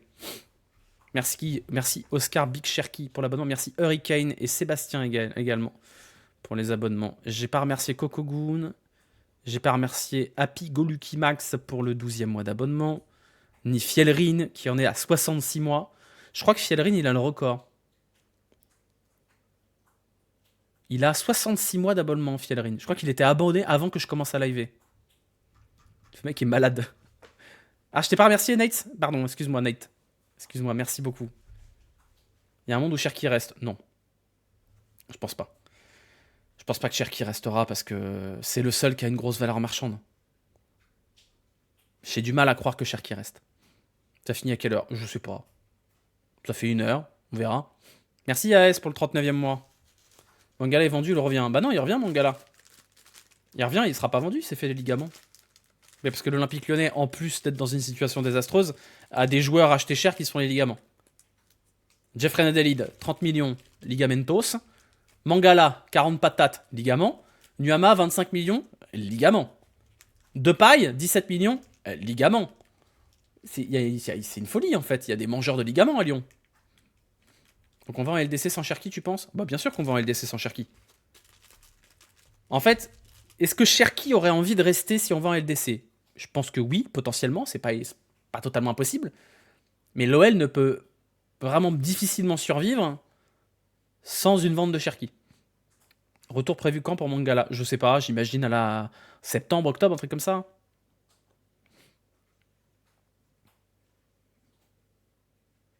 Jurisprudence Gourcuff. Ah bah Gourcuff, c'était pas que les ligaments. Gourcuff, il a fait toutes les blessures du corps humain. En gros, faudrait finir 4ème, comme ça sauve pas le cul de Textor. Je sais pas. Cherki va finir à Liverpool pour 30-35. Bon, moi je lui souhaite, hein. 40. Il était bon, Mangala, il était extrêmement moyen. C'est-à-dire que Mangala, pour moi, c'est pas meilleur que Amir Richardson ou Atangana de Reims, quoi. C'est bien déprimant. Ah bah désolé les gars. J'aime être optimiste, mais il n'y a pas de raison de l'être. Et après, quand j'essaye d'expliquer les options qui font que ça peut marcher, on me dit t'es pro-Textor. Après, ça m'apprendra à aller sur Twitter aussi. Toi, tu veux quoi? Moi, qu'est-ce que je veux? Je veux que l'OL survive déjà. Donc si la survie de l'OL passe par 5 ans où on doit manger notre pain noir, bah ça me dérange pas. Moi, ce qui me fait vraiment peur, c'est la catastrophe ADA complète. Le destin à la Girondin de Bordeaux. C'est pas totalement impossible, hein. Pas à cette saison, mais à long terme, c'est possible. Moi, déjà, je veux que Textor dégage. Je vais vous le dire, j'en ai marre de Textor. La multipropriété, ça me casse les couilles. L'acrobate de la finance, ça me casse les couilles. Donc, si Textor s'en va, je vais pas le pleurer. Le personnage est rigolo, il a quelques bonnes idées pour la Ligue 1, mais moi, j'en ai rien à foutre qu'il ait des bonnes idées pour la Ligue 1. Je veux qu'il ait des bons chèques pour l'OL, surtout. Donc peut-être que je changerai d'avis parce que c'est un magicien et qu'il arrivera à faire un tour de force de malade mental. En attendant, ça fait 2 ans que l'OL est interdit de recrutement. Grosso modo, hein, il y a eu un petit répit, mais grosso modo, c'est ça. Parce que ce qui va se passer là, c'est que vous aimez Thiago Almada? Vous aimez le joueur de foot? Bah profitez-en, hein. Il joue ses 3 derniers matchs à l'Olympique Lyon et à ce rythme-là. Parce que ce qui va se passer, c'est que l'OL va être très probablement interdit de recrutement à nouveau si on finit pas 3ème. Et la DNCG, elle va pas relaisser passer un Almada, vu comme les autres ont cassé les couilles. Donc on n'aura plus le droit de faire des transferts gratuits. Je vois pas comment ça repasse une nouvelle fois avec la pression qu'ont mis les autres clubs. Donc Almada, on pourra pas l'acheter, on pourra pas se le refaire prêter. Donc j'espère que vous avez bien profité d'Almada. Bon, après moi ça me dérange pas qu'il se casse, hein. Je veux pas vous mentir. Ça me dérange pas. Avec les trucs qu'il a au cul, les affaires un peu sordides en Argentine.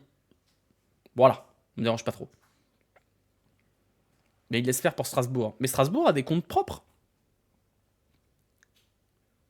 Strasbourg a des comptes propres. Strasbourg a de l'argent. Donc oui, Strasbourg tire profit de la multipropriété de façon écœurante, mais Strasbourg n'est pas interdit de recrutement. Strasbourg, quand il passe devant la DNCG, il y a des sous sur le compte. Parce que les propriétaires de Strasbourg, ils ont des sous. C'est pas John Textor. John Textor, il a pas de sous. Bon, je vais vous remettre le... Oh, attendez. Je vais vous remettre le petit document qui vous résume l'affaire. Alors, hop, tac, bit.ly. Je vous remets le doc. Voilà, je vous le remets là. Et je vous l'épingle. Vous faites votre avis, on n'est pas là pour débattre de ça. On n'est pas là pour dire oui mais nanani nanana. Vous lisez, si ça vous intéresse, vous lisez le document que j'ai mis en épinglé et vous faites votre propre avis. Voilà. C'est mieux. Fonseca a réduit son salaire. Non, je pense pas, hein. Parce que Fonseca, il doit être à 300 ou 400K. Hein. 100 millions de pertes projetées pour Strasbourg, mais il y a Bluco derrière, donc pas de problème. Bah oui. C'est la dure loi du football. Si t'as un propriétaire qui colmate les pertes, il n'y a pas de problème. Marseille, c'est pareil. Marseille, ça perd de l'argent. Mais vous avez un mec qui a de l'argent. Le seul tort de John Textor, c'est d'être pauvre. S'il avait de l'argent, il n'y aurait pas de problème. Il pourrait faire n'importe quoi. Mais il n'a pas d'argent. Donc quand la DNCG dit, regardez, il y a des grosses pertes, vous avez de l'argent, John Textor, il joue de la flûte. C'est ça le problème. La seule différence entre Rennes, Strasbourg et Marseille d'un côté et l'OL de l'autre, c'est que dans les premiers cas, vous avez un propriétaire qui dit, non mais t'inquiète, regarde, je suis blindé de thunes. Donc le club, il va pas couler. Le rôle de la DNCG, c'est pas de s'assurer que vous n'avez pas de pertes. La DNCG, elle en a rien à foutre que vous ayez des pertes. Le rôle de la DNCG, concrètement, si on reprend la raison d'être de la DNCG, c'est de s'assurer que le club ne fasse pas défaut en cours de saison. Donc, si vous voulez passer la DNCG, il faut apporter des garanties que votre club il va pas s'effondrer en pleine saison. Si vous avez 200 millions de pertes, mais que vous avez un propriétaire qui dit « mais moi j'ai 100 milliards sur mon compte », c'est bon. C'est bon. Mais quand la DNCG regarde des pertes de l'OL, dit « Monsieur Textor, 100 millions de pertes, comment vous colmatez ça ?» Et John Textor, il fait tout. Ah, DNCG, interdiction de recrutement. Logique. Voilà, après, on pouvait blâmer la DNCG, vous pouvez blâmer Strasbourg, vous pouvez blâmer McCourt et compagnie. Personne n'a obligé John Textor à ne pas avoir de thunes. C'est tout. Si John Textor se présente devant la DNCG avec 2 mallettes, avec 200 millions chacune dans chacune des mallettes, la DNCG, elle sera obligée de dire « Ok, let's go, hein. Vas-y mon pote, on peut rien dire. » C'est aussi simple que ça. Le problème de fond, c'est pas Nasser, c'est pas la DNCG, c'est pas Laurent Prudhomme ou quoi que ce soit, c'est que John Textor n'apporte pas les garanties nécessaires à la survie long terme du club auprès de la DNCG. Aussi simplement que ça. La DNCG, peut-être elle fait du zèle, peut-être elle n'est pas assez sévère avec d'autres clubs et elle laisse passer des trucs qu'il ne devrait pas laisser passer. Peut-être. Mais ça ne concerne pas l'OL. Moi, je m'en fous que la DNCG laisse passer Angers ou Montpellier avec des situations désastreuses. Ça ne concerne pas l'OL. Ça changera rien au destin de l'OL si demain la DNCG interdit le recrutement Montpellier ou Angers. Le fait est que à partir du moment où tu donnes des raisons de te faire taper dessus, bah la DNCG elle va te taper dessus, plutôt 2 fois qu'une. C'est tout. Mikeler, le copain de Nasser. Mais c'est pas une question de copain de Nasser. On s'en fout de ça. C'est des contre-feux. S'il n'y a pas de raison de sanctionner l'OL, la DNCG ne peut pas sanctionner l'OL. Et quand vous regardez les comptes de l'OL, il y a 1000 raisons de sanctionner l'OL. Les commissaires aux comptes à Lyon, c'est pas les copains de Nasser. Ceux qui publient le compte de résultats avec marqué moins 100 millions sur 6 mois, c'est pas Nasser. Donc je veux bien qu'on blâme Nasser pour plein de trucs. Et Nasser, il sera responsable en partie de la ruine des autres clubs. Hein. Les autres clubs là, qui n'ont plus de droit télé, notamment ceux qui ont été contre la solution Beansport DAZN, eux, ils peuvent en vouloir à Nasser.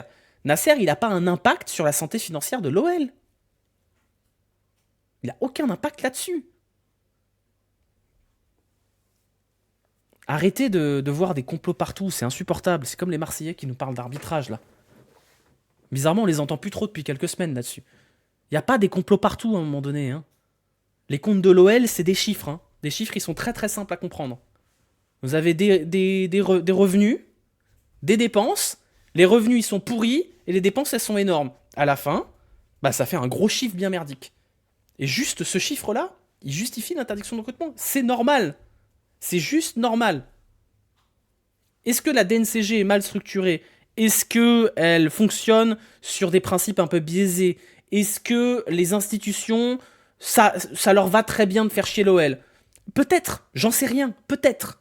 Mais ça change pas le constat de base, qui est que les comptes de l'OL sont merdiques. Depuis que Textor est arrivé, et depuis même avant. Depuis Aulas. Hein. Mais Textor a récupéré un joujou en mauvaise santé et il l'a pas guéri. Faut bien garder ça en tête. Il n'a pas récupéré un super club super bien géré. Il a récupéré une merde. Il a dit je vais retaper la merde. Et c'est toujours une merde. Donc les promesses de Textor c'était je désendette le club, ça va être super. La flûte.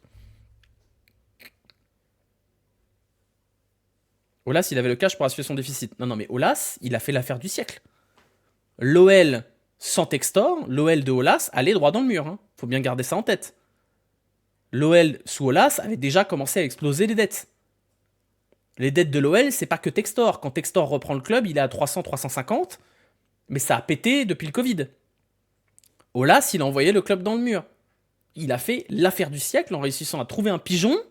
Il a vendu au pigeon. Et il a obligé le pigeon à lui revendre le truc qui avait le plus de valeur dans son caca pour lui payer la fin du caca en entier. C'est un coup de génie, Aulas. Est-ce que Textor a aggravé la situation? Oui. Oui. Il a aggravé la situation parce que il n'a pas mis le club sur les rails sur lesquels il avait promis de le mettre. Il a financé Botafogo, il a fait des nouveaux prêts, il a restructuré la dette pour survivre, mais ce qui a fait exploser la dette derrière, Textor, il a empiré la situation, oui, 2 fois oui. Elle était déjà catastrophique avant. Aulas, c'était propriétaire quand il était président, oui. Majoritaire, pas propriétaire. Il y avait des actionnaires, il y avait IDG, il y avait Pathé. Mais il y avait quand même ce déficit de 100 millions par an. Hein. Quand les présidents se réunissent pour arrêter la Ligue 1 Covid pour que Lyon ne soit pas en Europe pour la première fois depuis 20 ans, ça a impacté les finances. Oui, c'est une certitude. Maintenant, encore une fois, si l'OL est 7ème à 10 journées de la fin, bah, c'est pas la faute de Nasser non plus. Le Covid, c'est le Covid. Maintenant, le Covid, tout le monde en a souffert, il y a eu des prêts garantis par l'État, etc. etc. Hein.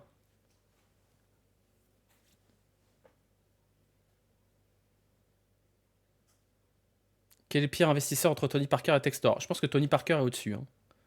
Après, l'avantage de Tony Parker, c'est qu'il promet des investissements puis il les fait pas. Et après, il achète des stations de ski en plein réchauffement climatique. C'est solide quand même. Hein. Ton avis sur la Super League qui peut sauver financièrement l'OL? C'est une chimère. On n'y est pas encore, hein, la Super League. Maintenant, oui, ce serait super pour l'OL. Si l'OL est dedans. Avec Olas, on était au bord du précipice. Avec Textor, on a fait un grand pas en avant. Oui, c'est exactement ça. C'est un bon résumé. Tu penses que c'est possible qu'un Saoudien ou autre attende qu'Ares reprenne le club pour le rachat à bas prix? En vrai, oui, c'est possible. Je pense que si Ares rachète le club, ils auront l'objectif de l'assainir et de le revendre. Si aujourd'hui, moi, imaginons, je suis un richissime investisseur. Je me dis, tiens, je rachèterais bien l'OL. Quand est-ce que je rachète l'OL? Bah, j'attends qu'il se casse complètement la gueule. Je me frotte les mains en voyant que l'américain Zinzin réussit pas son coup, et j'attends que tout soit mort. Puis je rachète et je nettoie. Après, il faut qu'il existe cet investisseur. Hein. Aujourd'hui, les Saoudiens, c'est les papillons dans les étoiles. Là, on ne sait pas trop ce qui se passe. Je vous rappelle quand même que les Saoudiens vont racheter l'OM. Hein. Depuis 3 ans, c'est sûr, ça y est, c'est signé. Il y a même un mec qui a fait un livre dessus. L'Arabie Saoudite rachète l'OM. Voilà. D'ici 2137, je pense. L'Arabie Saoudite, c'est pas Nice. Bah, on sait pas, hein. Nice, c'est pareil. Les clubs à vendre, il y en a plein. Hein. Aujourd'hui, vous préférez racheter quoi? Vous préférez racheter Lyon, avec son gros stade qui coûte très cher et ses millions de dettes? Ou préférez racheter Nice, avec son gros stade qui coûte cher, mais c'est pas le tien, et des dettes qui sont un peu inférieures, et en plus, vous avez la Côte d'Azur. Il y en a des clubs à racheter en France. Hein. Bah non. Non. Et un nom sympa en anglais, effectivement. Stade vide. Ouais, mais les investisseurs, ils s'en foutent. Hein. On n'a pas tous la chance de tomber sur un McCourt. McCourt, c'est le propriétaire du siècle. McCourt, il met des thunes, il est jamais là, il aime bien le foot, il en a rien à foutre de perdre des thunes, et en plus, il laisse un mec faire n'importe quoi à la tête du club, faire plein de pertes pour pas arriver en Europe.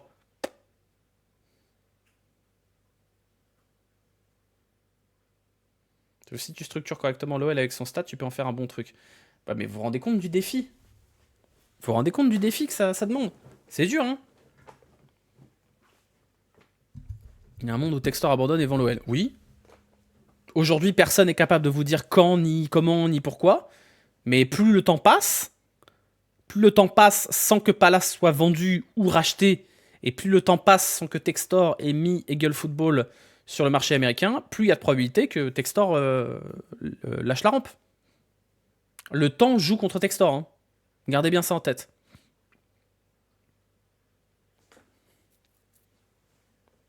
À quoi Babe aurait retrouvé les millions de Textor? Il y a un monde où Ares laisse l'OL à l'abandon, mais genre abandon total. Non, je pense pas. Je pense pas. Et Grog, quelle est la fortune de Clovis Cornillac? Non, mais je vous ai dit, la situation idéale, c'est qu'on réussit à trouver un lien de parenté entre Bernard Arnault et Raphaël Arnault. Parce qu'il est lyonnais, Raphaël Arnault. Comme ça, il peut racheter le club. C'est ça le. Si vous connaissez des gens qui sont capables de falsifier des livrets de famille, il y a peut-être moyen. Ça va acheter des Gaël Danic.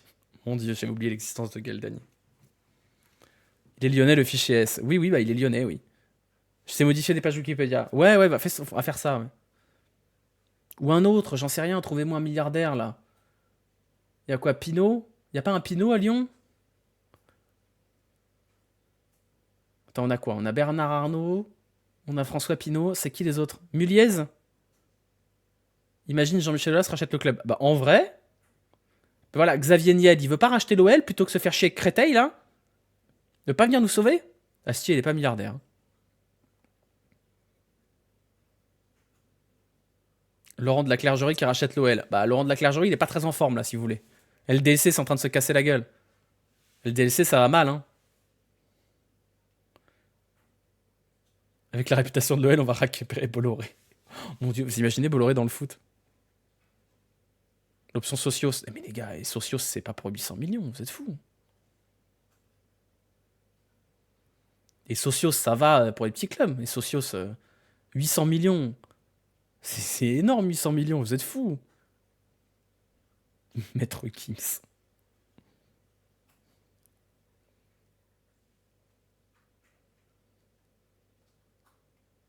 Bah, en vrai, les chances de salut, il y en a pas mille, hein. Soit c'est des Saoudiens qui sortent de nulle part, mais j'ai du mal à y croire. Soit c'est Textor qui arrive à embobiner des mecs qui sont très très riches. C'est pas exclu non plus. Soit c'est Ares qui récupère et qui nettoie.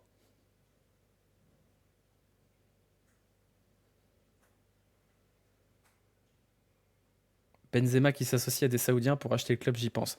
Même Benzema, il a pas l'argent pour acheter l'OL, hein. En tout cas, s'il met l'argent, il en a plus beaucoup après, hein. Zach Nani peut pas lever 800 millions avec ses sandwichs. Bah, faudrait qu'il en vende au moins 15. Donc je sais pas s'il peut y arriver. Mais s'il arrive à vendre une quinzaine ou une vingtaine de sandwichs, on doit pouvoir trouver 800 millions, ouais. On a fait un coup à la micro-stratégie, le club a full éternel.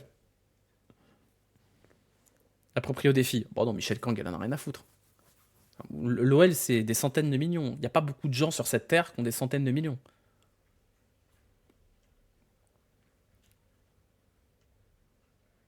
KB, il fait 200 millions par saison. Non. Oui, mais il va pas mettre toute sa fortune dans l'OL. Je pense qu'il a déjà investi à droite à gauche, Karim Benzema. Après, le dernier footballeur international français qui a racheté un club, ça s'est pas très très bien passé, hein. Demandez aux supporters du stade Malherbe. Demandez ce qu'ils en pensent du rachat de Caen par Mbappé.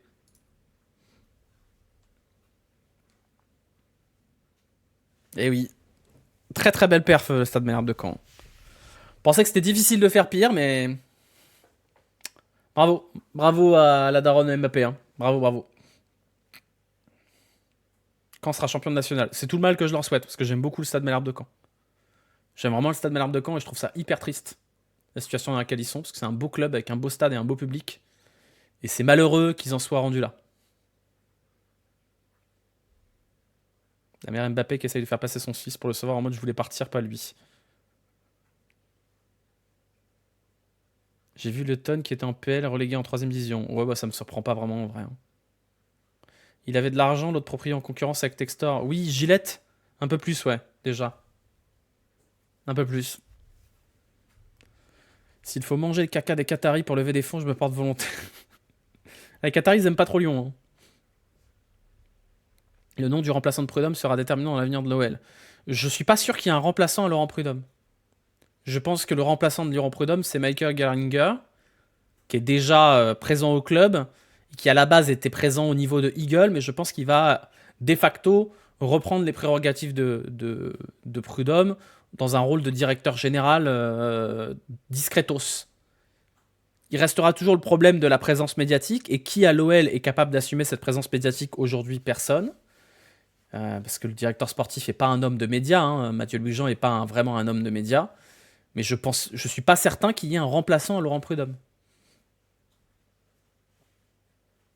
Le remplaçant de Prud'homme, c'est Gouvenou. Bah, pour moi, c'est pas Gouvenou le remplaçant de Christian Prud'homme. Ce sera Marion Rousse. Santiago Cucci. Mais en vrai, on s'est beaucoup moqué de Santiago Cucci. On s'est beaucoup moqué. Je suis pas là pour réhabiliter Santiago Cucci. C'est quoi la différence entre Santiago Cucci et Laurent Prud'homme? Concrètement, dans les actions.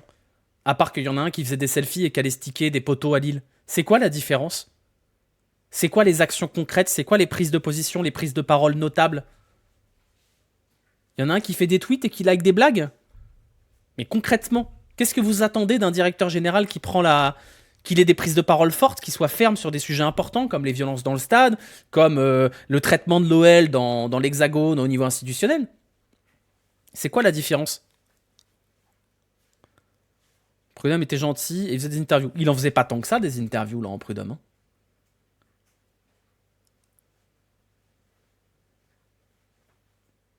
C'est vrai que Laurent Prud'homme n'a jamais fait des jeans. Voilà. Il n'a jamais travaillé chez Davis. Après, s'ils n'ont pas le droit de bouger de la case à cause de Textor. Bah, je sais pas s'ils n'ont pas le droit de bouger, mais à un moment donné, c'est difficile de trouver sa place là-dedans. Si c'est pour mettre un pantin dans l'ombre de Textor qui n'a pas de présence médiatique, en tout cas qui ne veut pas l'avoir, bah je sais pas. Maintenant, si Gerlinger, son rôle c'est purement directeur général qui prend pas la parole, qui parle pas, bah ce sera très bien comme ça. Mais quoi qu'il arrive, il manque Textor quand même. Il faut que Textor soit plus présent auprès de l'OL. Il vient une fois par mois, il fait ses déclats, il s'en va. Donc, il est apprécié des salariés, des partenaires. Laurent Prud'homme, c'est pas les échos que j'ai eu, hein.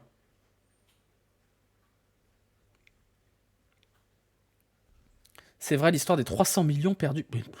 Alors, le truc de Visite Rwanda, déjà, c'est pas Visite Rwanda, c'est Destination Congo. C'est un deal qui aurait dû se mettre en place. Là, je vous donne des infos que j'ai pas sorties parce que j'étais pas sûr de moi. Mais l'histoire du deal avec le Congo, moi, j'en ai entendu parler en août. Et je vais vous dire, on m'a même dit en août, prends vite le maillot extérieur parce que bientôt il va y avoir un gros Destination Congo dans le dos, ce sera très moche. C'est pour ça que j'ai acheté mon maillot de Lacazette. Donc c'était déjà en août. C'était un deal qui était cher payé, plus cher que le naming du stade, pour des contreparties, on sait pas trop comment. Déjà, il ressemblait pas à grand chose ce deal. C'était très bizarre. Et je pense qu'il est tombé tout seul et qu'il n'y a pas eu besoin de. En fait, je n'ai pas d'infos sur les histoires de Laurent Prudhomme en visite au Congo ou je sais pas quoi, mais j'y crois pas du tout. Je n'y crois pas. Ça me paraît assez ubuesque. Et je pense que ce deal-là ne s'est pas fait parce qu'il était déjà un peu bancal dès le départ. Voilà. Il était bancal dès le départ. Maintenant, peut-être qu'on va apprendre derrière qu'effectivement, c'était incroyablement le bordel et compagnie. Mais j'ai eu vent de ce truc-là en août dernier. Et ça a traîné. Et c'était un peu bizarre. Voilà.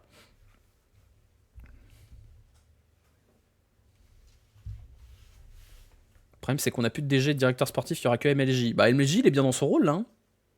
Maintenant, il faut qu'il nous trouve des bonnes recrues. Ce serait pas mal. Mais il est bien dans son rôle, Mathieu Louis-Jean. Que la cellule de recrutement puisse bosser peinard, c'est très bien. Le changement de stade, c'est vraiment une bonne idée. Non, a posteriori, c'était pas une bonne idée, effectivement. Le Congo qui finance des inscriptions sur un maillot alors qu'il y a des massacres. Oui, après, les pays africains qui font du sponsoring. Le Rwanda, c'est pas mieux. L'Érythrée avec Binyam Girmay, c'est un pays où la liberté de la presse n'existe pas. Le Qatar, l'Arabie Saoudite, on n'est pas non plus sur le paradis des droits de l'homme. Hein. Donc à un moment donné, s'il y a des pays qui financent des choses comme ça, c'est aussi parce qu'ils veulent se redorer une image. On se doute d'où vient l'argent. Hein. Il n'est pas là pour rien non plus. Hein.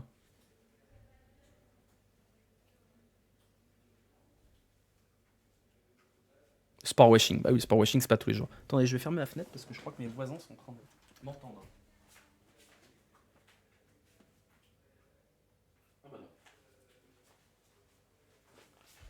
Non, c'est dans le couloir. C'est dans le couloir. Comment ça, l'Arabie Saoudite veut s'acheter une image dans le sport? Non. Mais non. C'est pas vrai. Oui, il y a Israël dans le vélo. Après, Israël dans le vélo, ça date pas d'hier non plus. Du coup, Prudhomme s'est fait virer carré de gauche. Oula, non. Non, non. C'est pas la raison pour laquelle il s'est fait virer, je vous rassure. En tout cas, on espère que la cellule de recrutement bosse dur pour trouver des coups gratos. Bah, le problème, c'est que même gratos, tu seras pas homologué hein, à ce rythme-là. Fonseca, ça saute si problème avec la DNCG. Non, je pense pas. Je pense pas. Hein. C'est quel club qui est sponsor par Bahrain Victorious? Bah, c'était pas le Paris FC avant? C'était pas le Paris FC qui avait une sponsor Bahreïn? Ça doit plus être le cas, hein, du coup, hein, mais. Ouais, c'est ça, hein. Toujours? C'est quand l'appel pour Fonseca? Aucune idée. Aucune idée. PFC qui a 20% départ. Ah, d'accord, je savais pas que Bahreïn avait 20% départ. 2027, d'accord. PFC qui, du coup, est monté en Ligue 1 et dont on annonce des gros budgets. Hein. Mais ça a signé un partenariat pour le tourisme au Tchad. Avec sponsor Mayo, ils ont jamais payé. Après, quand tu vas dans des deals un peu bizarres, bah voilà. Hein. Vous avez vu au stade Comme avis? Vous avez vu ça Comme Ave, comme avis? Je n'ai toujours pas compris ce que c'était. Hein. Ils m'ont contacté. Ils voulaient me proposer de faire de l'affiliation et tout. Je leur ai dit, bah moi je veux bien faire une sponsor. Juste, bah c'est un tarif fixe. Moi je fais pas d'affiliation. J'ai toujours pas compris en quoi consistait leur truc. Ils ont dit non mais t'inquiète, c'est un truc, tu peux aller t'inscrire et acheter des trucs, et du coup quand les gens de ta commu ils s'inscrivent, et bah tu touches un pourcentage et tu peux gagner jusqu'à 5000 euros par an, il m'a dit. J'ai dit non, ça ira.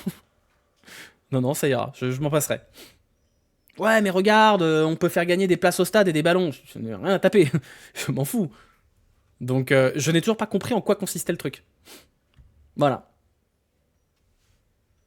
D'ailleurs en parlant de ça, avant le débrief du match contre Monaco, vous aurez une minute de sponsor pour un VPN qui me servira à acheter un deuxième abonnement pour vous faire gagner des places assez régulièrement l'an prochain. Voilà, donc je vais vous dire du bien de Surfshark VPN, qui me donne généreusement 430 euros, je crois. Quelque chose comme ça. Non, pas un film pourri, pas cette fois, malheureusement. Voilà, donc je vais vous dire, waouh, c'est super les VPN. Avec les VPN, vos données sont super sécurisées. Voilà, et si vous êtes au fin fond de, euh, de la Pampa argentine et que vous voulez regarder DAZN parce que vous adorez DAZN, vous pouvez vous connecter en VPN en France. C'est trop bien. Voilà. C'est une grande étape de ma vie de créateur de contenu, j'ai officiellement une sponsor de VPN. N'oubliez pas de cliquer sur le lien, hein. Très important. Cliquez plein de fois sur le lien. T'envoies le script. Bah, je sais pas, ils m'ont toujours rien envoyé pour l'instant. J'ai juste signé le contrat, donc voilà. J'attends le script. C'est la semaine prochaine, donc c'est pas pressé, hein. Ça tombe bien, je cherchais justement un VPN. Non, mais quand je vais le faire, la sponsor, je la ferai sur le débrief Twitch, et donc ce sera sur YouTube. Je compte sur vous, hein. Je compte sur vous pour mettre un chat incroyable. Oh là là, NordVPN, c'est vraiment nul. Surfshark, c'est vachement mieux. C'est la même boîte, hein. Je compte sur vous. C'est combien le CPC? J'en sais rien, je suis pas commissionné. C'est un tarif fixe. Je suis pas commissionné sur le nombre de mecs qui cliquent dessus. Donc j'en ai pas grand chose à foutre. Je vais pas vous mentir. Je pense que c'est mieux si les gens achètent le VPN derrière pour refaire des OP. Mais je n'ai pas de commissionnement. De toute façon, vous savez, je suis transparent là-dessus, hein. Ça paraît de Gillette, le mec verse pas l'argent et transfère à 10 millions entre clubs argentins, pas sûr que ça aurait été mieux. Après, ça c'est un peu un grand classique de tout le monde, hein. Tu nous fais un sponsor décalé. Ton code promo sera Aminsar20. Je vais demander un code promo. Je vais demander à personnaliser le code promo. À quand la 12e sponsor HelloFresh avec la 8e agence différente? Je crois que malheureusement HelloFresh c'est terminé, hein. Je crois que vous savez combien j'ai vendu d'abonnements HelloFresh en 3 OP? J'ai eu 3 OP HelloFresh qui étaient en partie commissionnés sur le nombre de box que je vendais là, sur le nombre d'abonnements qui étaient pris. J'en ai fait 3. J'ai pris au total, je crois, on va dire 1600 euros sur les 3 OP en cumulé. J'en ai. Il y a eu 4 abonnements HelloFresh, dont un de mon associé. Mais le pire, c'est que la première OP, j'en ai fait une, la deuxième OP, j'en ai fait 2. Ils sont quand même revenus une troisième fois. Et à chaque fois, non seulement j'avais un tarif fixe, mais j'avais 2 semaines de bouffe. J'avais mon congèle, il était plein. Et vraiment, au bout de la troisième fois, ils m'ont dit, ouais, 1000 euros. J'ai dit, ouais, carrément. La meuf est revenue après, elle fait, ah, en fait, on est allé regarder tes stats et tu streams pas souvent, du coup, c'est 500 euros. Je dis, oh, 500 euros, c'est bien, je prends aussi. Ah non, mais moi, quand je fais des sponsors avec des gens qui regardent vraiment ce que je fais et la sponsor intéressante, je la fais avec tout l'amour du monde, comme j'ai fait pour Decathlon l'été dernier. Par contre, les trucs comme ça qui regardent que les stats, bah regardez que les stats alors, ça me dérange pas. Ouais, 1000 euros plus 2 semaines de bouffe, ouais. Après, c'est pas tous les jours, hein. Si c'était tous les jours, je vivrais dans un penthouse sur la Croix-Rousse, hein. Tu fais aussi la sponsor Dragon. Non, je l'ai pas faite ça. Je l'ai pas faite, je pourrais la faire, hein. Sponsor Call of Dragons. Ça a l'air horrible. 1700 balles. Voir les détails de la campagne. Alors, qu'est-ce qu'il faut que je fasse? Call of Dragons? Est-ce que je la ferai pas pour la déconne un jour? Le problème, c'est que c'est conditionné au nombre de viewers. Le jeu est naze. Ah bah, j'imagine qu'il est naze. Payer 1700 balles des gens au pif, j'imagine bien qu'il est naze, le jeu. Alors, qu'est-ce qu'il y a? Alors... Ah mais non, mais c'est 1700 garanti. Incroyable. Attendez, combien de temps le stream, là? Get your community to play. Et s'il y a genre 45 personnes qui jouent, faut que je le fasse en vrai. Il y a d'autres gens qui l'ont fait. C'est un gacha de mort. Oui, après, il vérifie rien de toute façon. Il vérifie rien. Vous savez ça, hein? Les OP comme ça, ils vérifient rien. Vous pouvez dire que le jeu pue la merde pendant tout le live, ils regardent pas.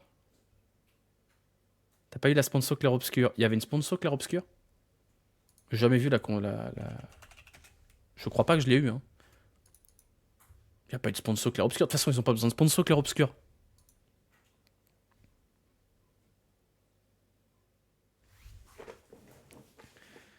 Sponsor. De toute façon, Clair Obscur, c'est le meilleur jeu de l'année sans sponsor. Donc, il n'y a pas une OP avec le pied gauche de mien. Oui, j'ai joué à Clair Obscur. Je suis à une vingtaine d'heures. C'est extraordinaire, exceptionnel. Je n'ai pas fini. On ne spoil pas, sinon c'est ban def, évidemment. Jeu extraordinaire, Clair Obscur. Il y a tout dans ce jeu. Tout. La musique est folle, l'univers est fou, les personnages sont trop bien écrits, les dialogues sont bien écrits, le jeu d'acteur est incroyable, le gameplay est génial.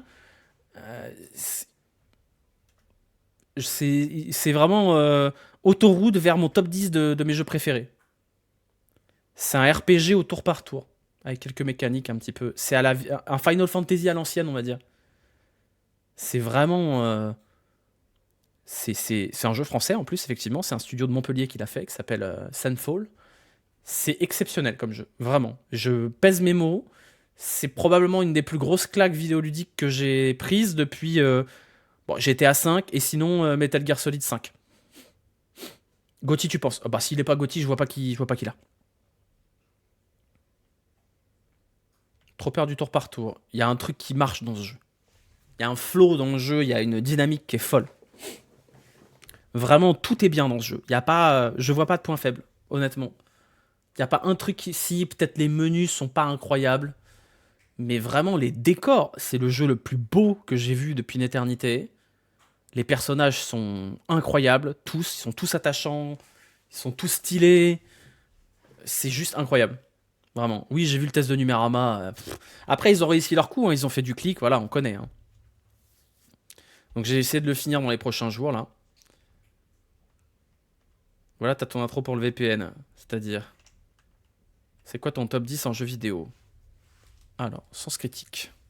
Qu'est-ce que j'ai mis à l'époque? Tout en haut, c'est Metal Gear Solid 3. Ça, c'est sûr. Pokémon Or. Super Smash Bros. Melee. SimCity 4. GTA 5, quand même. Legend of Zelda The Wind Waker. Clair Obscur va venir s'y faire une petite place. Non, pas Red Dead.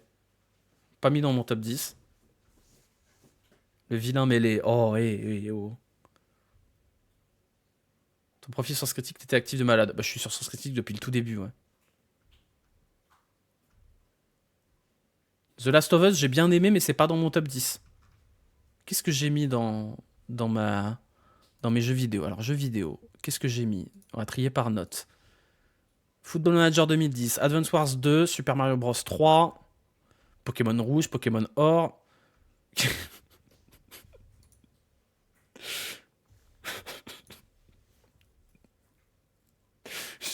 Vraiment, il y a des cadavres, hein. Il y a vraiment des cadavres sur mon profil Sens Critique. Il y a vraiment des cadavres. J'ai aucun souvenir d'avoir écrit ça. J'ai aucun souvenir. Ça, d'un autre côté, c'était il y a 13 ans, hein. C'était il y a 13 ans. Team Fortress 2, j'avais mis aussi. Extraordinaire Team Fortress. La critique sur Bipaint.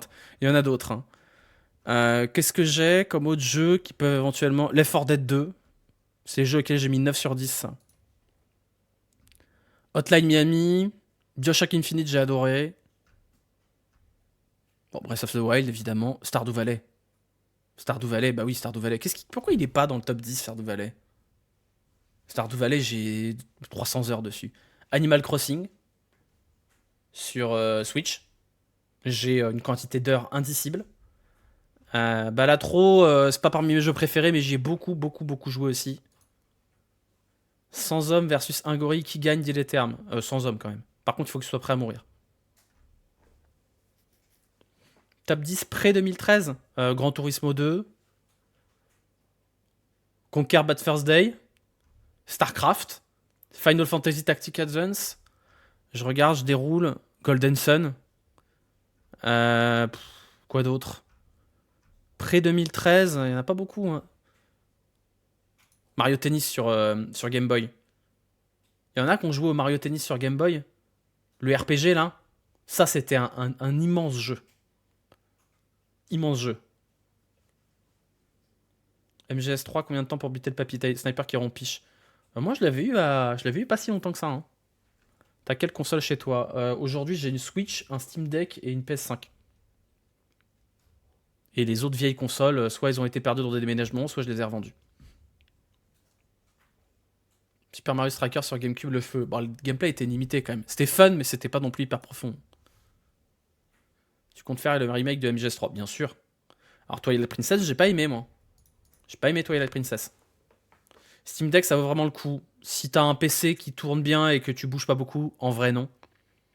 Moi, je suis content de l'avoir acheté parce que ça me sert d'écran et ça m'évite de prendre des PC partout. Mais donne ta PS5. Non, ça ira. Je la garde pour GTA 6. Metal Gear, c'est trop grave cette licence. Metal Gear, c'est exceptionnel. C'est une immense licence.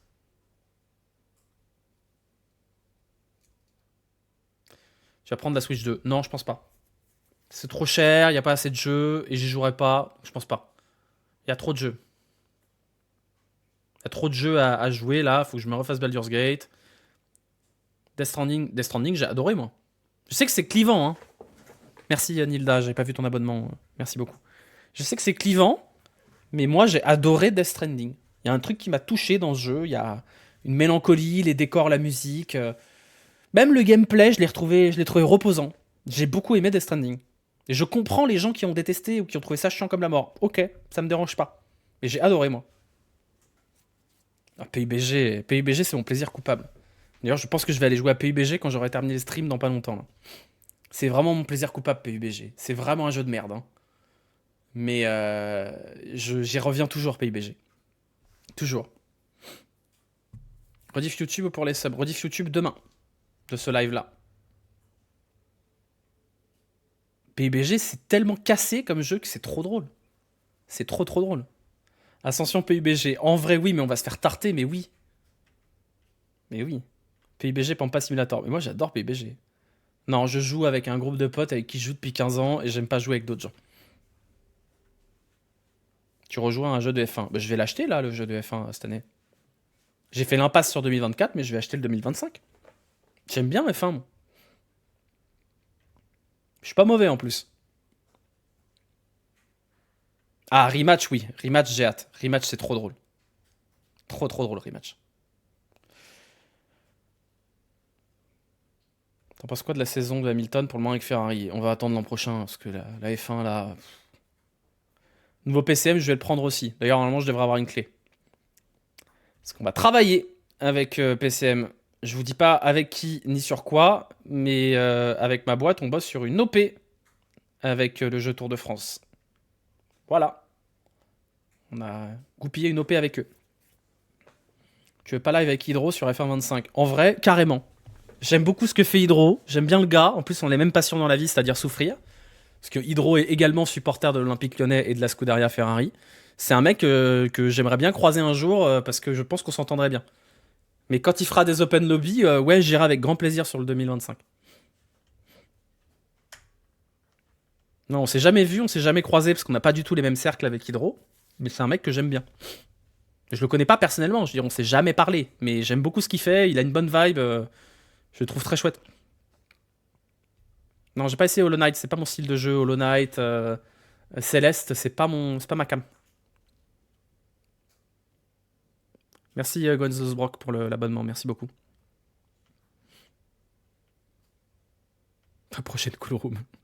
Non, mais sa trajectoire, elle est cool. Je trouve vraiment la trajectoire de Hydro est assez folle. Je trouve ça cool aussi que le canal ait ouvert les vannes des créateurs de contenu. C'est très bien. C'est un exemple.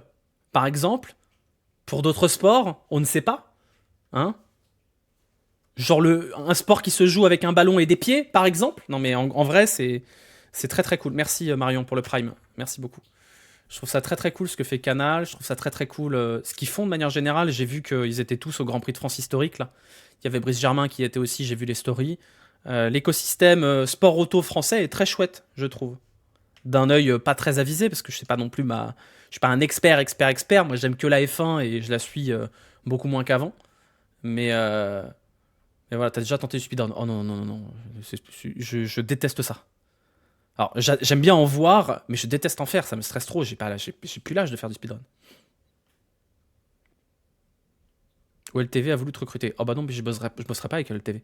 Je vous ai déjà dit que je voulais pas toucher l'argent du club. Là, j'ai fait une OP au dernier match avec eux pour rendre service. J'ai pris 0 € pour ça. Mais j'ai pas envie de travailler avec le club. Si un jour je travaille avec le club, c'est probablement de façon bénévole Ou alors pour un vrai poste au club. Mais en tant que créateur de contenu, je ne bosse pas avec le club, sinon je peux pas être honnête avec vous. Je peux pas être transparent et honnête avec vous si je travaille avec le club. C'est pas comme ça que ça marche. Ça m'empêche d'être libre dans mes pensées, dans mes paroles. T'as la FFR qui collab avec des créateurs de contenu, se fait engueuler par le Stade de France. Oui, je sais, j'ai déjà bossé avec la FFR.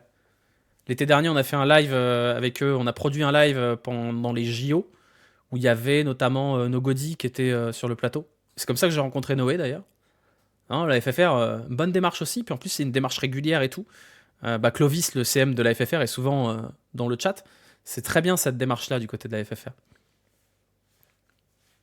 T'as vu la nouvelle boisson de Squeezie? J'en ai rien à taper. Je suis désolé, j'ai vu, mais alors, vu et sans tape, mais puissance 1000, quoi. Du mal à comprendre la démarche, je vais pas vous mentir.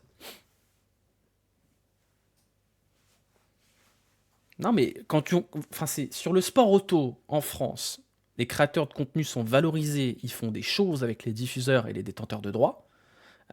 Sur le rugby, c'est le cas également. Sur le foot, c'est léger. Un peu léger quand même. Et c'est dommage, parce qu'il y en a du créateur de contenu foot en France. Du bon, j'entends. Et c'est ce que disait DAZN sur les portes qui ne s'ouvrent pas. La Kings League en avis, je suis pas, je m'en fous. Ça m'intéresse pas. J'ai pas accroché. Je dis pas c'est nul, c'est de la merde. J'en sais rien, je regarde pas. Juste, je n'ai pas d'attache particulière.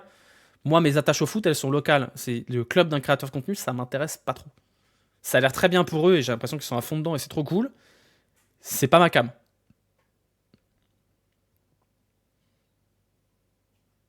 Va faire des boissons à 5 balles la bouteille, ça va faire un chocolat Dubaï. Ouais, après, les produits de créateurs de contenu. Après, je vous dis ça, un jour je sortirai peut-être une gamme de t-shirts pour déconner, hein, j'en sais rien, mais. Mais bon, je. Pas très convaincu. De toute façon, je peux pas vous faire un t-shirt l'Olympique Lyonnais a gagné le foot, sinon le club va me défoncer.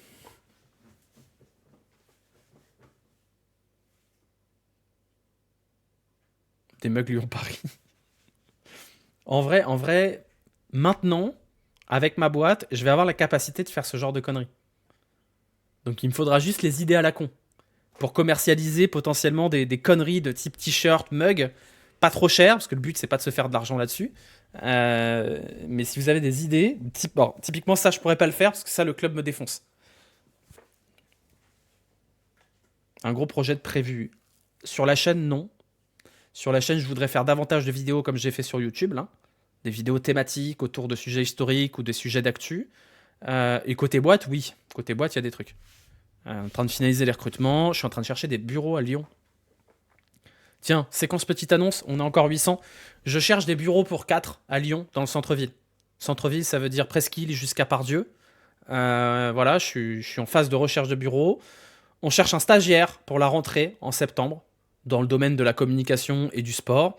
Je cherche potentiellement à ce qu'on me prête un camion le 17 mai pour déménager. Également, c'est vraiment pas une blague. Si ce canapé vous intéresse, il est gratuit à venir récupérer le 17 mai. Aux alentours de Saxe-Gambetta. C'est gratuit, il n'est pas à moi, c'est à ma proprio. Si vous voulez un canapé d'angle Ikea qui coûte 500 balles, gratuit, il est là, il vous attend. Voilà, c'était la séquence petite annonce. Je ne cherche pas une femme, voilà, pas de problème de ce côté-là. Mais par contre, je cherche un camion. Je vais encore déménager. Mais j'ai toujours pas déménagé. Je déménage dans 2 semaines. Voilà, je cherche également 200 millions d'euros pour l'OL. T'as fait quoi sur le canapé? J'ai rien fait sur le canapé. J'ai un lit et une chambre d'amis, ça suffit normalement. Non, pas d'alternant, un stagiaire. Un stagiaire, pas d'alternant, pitié, pas d'alternant. On ne prend pas d'alternant. Je répète, on ne prend pas d'alternant. Arrêtez les candidatures d'alternant. Le 17 mai, c'est le jour de OL Angers. Oui, tout à fait, je n'ai pas le choix. Stage de 6 mois. Prends pas d'alternant parce que c'est chiant les alternants. C'est chiant, le rythme d'alternance c'est toujours chiant. Donc on a eu des alternants, ça nous a cassé les couilles. Sa boîte a pas d'argent. On va faire 1 million de chiffre d'affaires. On a de l'argent. On a 10 salariés. Juste c'est chiant les alternants. On préfère prendre des contrats, on préfère prendre des jeunes ou des stagiaires. Cherches-tu un monteur-monteuse pour ta chaîne YouTube? Alors j'en ai déjà un, mais je suis preneur d'un autre. Pour pouvoir avoir des dispos plus mutualisés. Parce que là, par exemple, la vidéo que j'ai faite, c'était censé être mon monteur de la dernière fois qu'il le faisait. Et malheureusement, bah, il était pas trop dispo, il déménageait. Donc si vous êtes monteur et que vous cherchez, envoyez-moi vos tarifs et votre portfolio. Tu penses élargir le champ de compétences de ta boîte? Si oui, dans quoi? Non. On a de la création de contenu, graphisme vidéo, on a du conseil en stratégie et on a de l'influence. C'est bien, hein, pas besoin de faire plus. Pas d'alternant à cause de la réforme qui baisse à mort les aides. C'est même pas une question d'argent spécifiquement. C'est surtout que là, par exemple, on a un alternant aujourd'hui en ce moment. Et ses jours de cours, c'est mardi, mercredi. C'est trop chiant. Quand l'alternant, il part en... Parce qu'un alternant, ça a des congés. Donc en fait, quand t'as la semaine d'école, les congés, le rythme d'alternance, bah, en fait, c'est super chiant pour le suivi des dossiers. On préfère prendre soit un stagiaire quand c'est de la formation, soit prendre quelqu'un en CDD ou en CDI, en fait. Ça coûte à peine plus cher. Au moins, la personne, elle est là 35 heures semaine. C'est trop chiant. Si un jour tu cherches un boulanger, bah rigole. Tu fais des brioches. Est-ce que tu saurais faire des brioches de manière industrielle et nous les envoyer? Est-ce que tu saurais faire une brioche? Non, je suis sérieux, Lio. Je suis très sérieux. C'est toi qui fais passer les entretiens. C'est moi et mon associé. Après, il y a 2 autres personnes de la boîte qui font un autre entretien. Enfin, pas pour les stagiaires. Les stagiaires, ça va. Mais... c'est de la folie, t'as tout le temps à l'école. Ah non, mais 3 semaines, 3 semaines d'école, 3 semaines d'entreprise. Tu veux faire quoi avec ça? Comment tu veux donner à un alternant un suivi d'un dossier quand il est 3 semaines à l'école? C'est un enfer.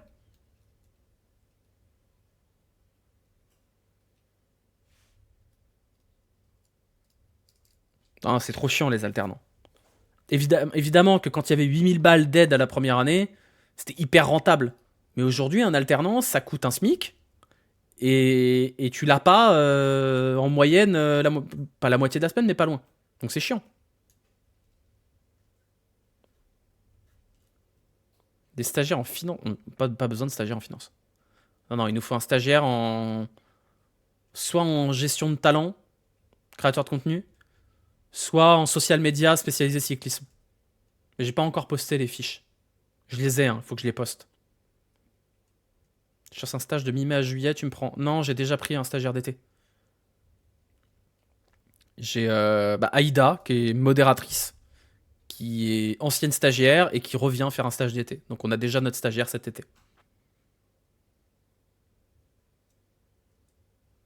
Accessoirement, tu le formes ton alternant. Mais même pour le former, c'est chiant. Un alternant, quand il a fini son alternance, il est sur le marché du travail. Donc il est en formation, mais c'est un salarié. Il faut qu'il puisse gérer des projets, qu'il gère des clients, alors pas tout seul évidemment, mais qu'il puisse assurer le suivi au quotidien. Et en fait, les rythmes d'alternance sont souvent ultra mal foutus et permettent pas d'avoir quelqu'un qui peut s'occuper des dossiers sur la durée. Ou alors, il bosse quand il doit pas bosser. Et ça, on va pas faire. Pourquoi est-ce que dans les agences, les créateurs de contenu sont appelés talents? Je sais pas. Je sais pas, ça a été accepté. Mon taf en assistant, c'est une alternante, c'est abominable pour suivre des dossiers. On est d'accord, c'est trop chiant. Bientôt dans LZ. Dernière fois, tu nous avais dit non et t'en vas retrouver autour de la table. Bah, en fait, ALZ, ça dépend de quand c'est et ça dépend si je suis à Paris. Je fais pas l'aller-retour à Paris juste pour ALZ. La dernière fois, c'était bien tombé. J'avais rien à faire et j'étais à Paris. Mais là, c'est pas prévu à ma connaissance. Et je ne retourne pas à Paris avant début juillet. Donc ce sera sans moi le prochain LZ. T-shirt sur le Bingolas. Ah, mais ça date ça. Je voudrais faire un t-shirt avec les comptes de résultats de l'OL. Je pense que c'est mon prochain t-shirt ça.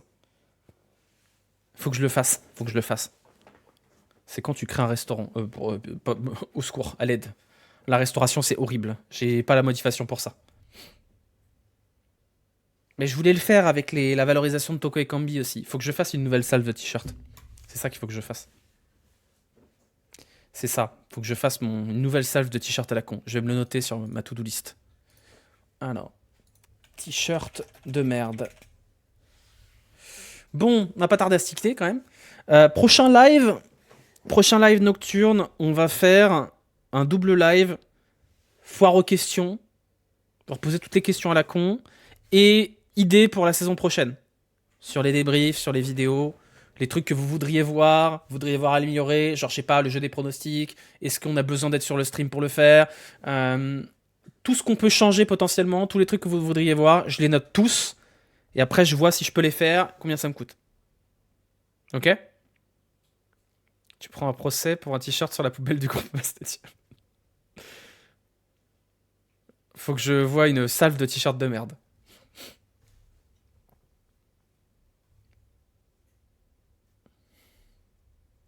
Quand le live? Je sais pas.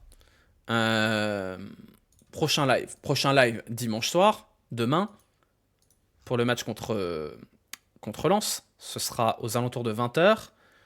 Et ensuite, allez, mercredi ou jeudi. Mercredi ou jeudi, on se dit. Ok? Fais un brainstorming en live. On fera ça.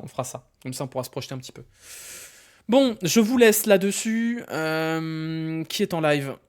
Qui est en ligne? Est-ce que la Poubelle TV est en ligne? Oui, la Poubelle TV est en ligne. Mais on va pas aller à la Poubelle TV. Vous allez aller chez mon vieux copain Ripayou. Copain que j'ai rencontré sur jeuxvideo.com en 2006. Sur le forum. C'était quoi déjà? Super Smash Bros, je crois. Peut-être. Allez, vous allez chez Ripayou, ça lui fera plaisir. Hop là. Et bah, rendez-vous demain soir. Après, je l'espère, la victoire contre Lens. En attendant, le replay sera disponible sur YouTube demain, dans la journée, pas tout de suite. Et voilà. Bisous, à bientôt. Alors normalement, si j'appuie sur le bouton là, ça doit se faire tout seul automatiquement. Alors, fin du live. Voilà, hop là. Et là, dans 5 secondes, je disparais normalement.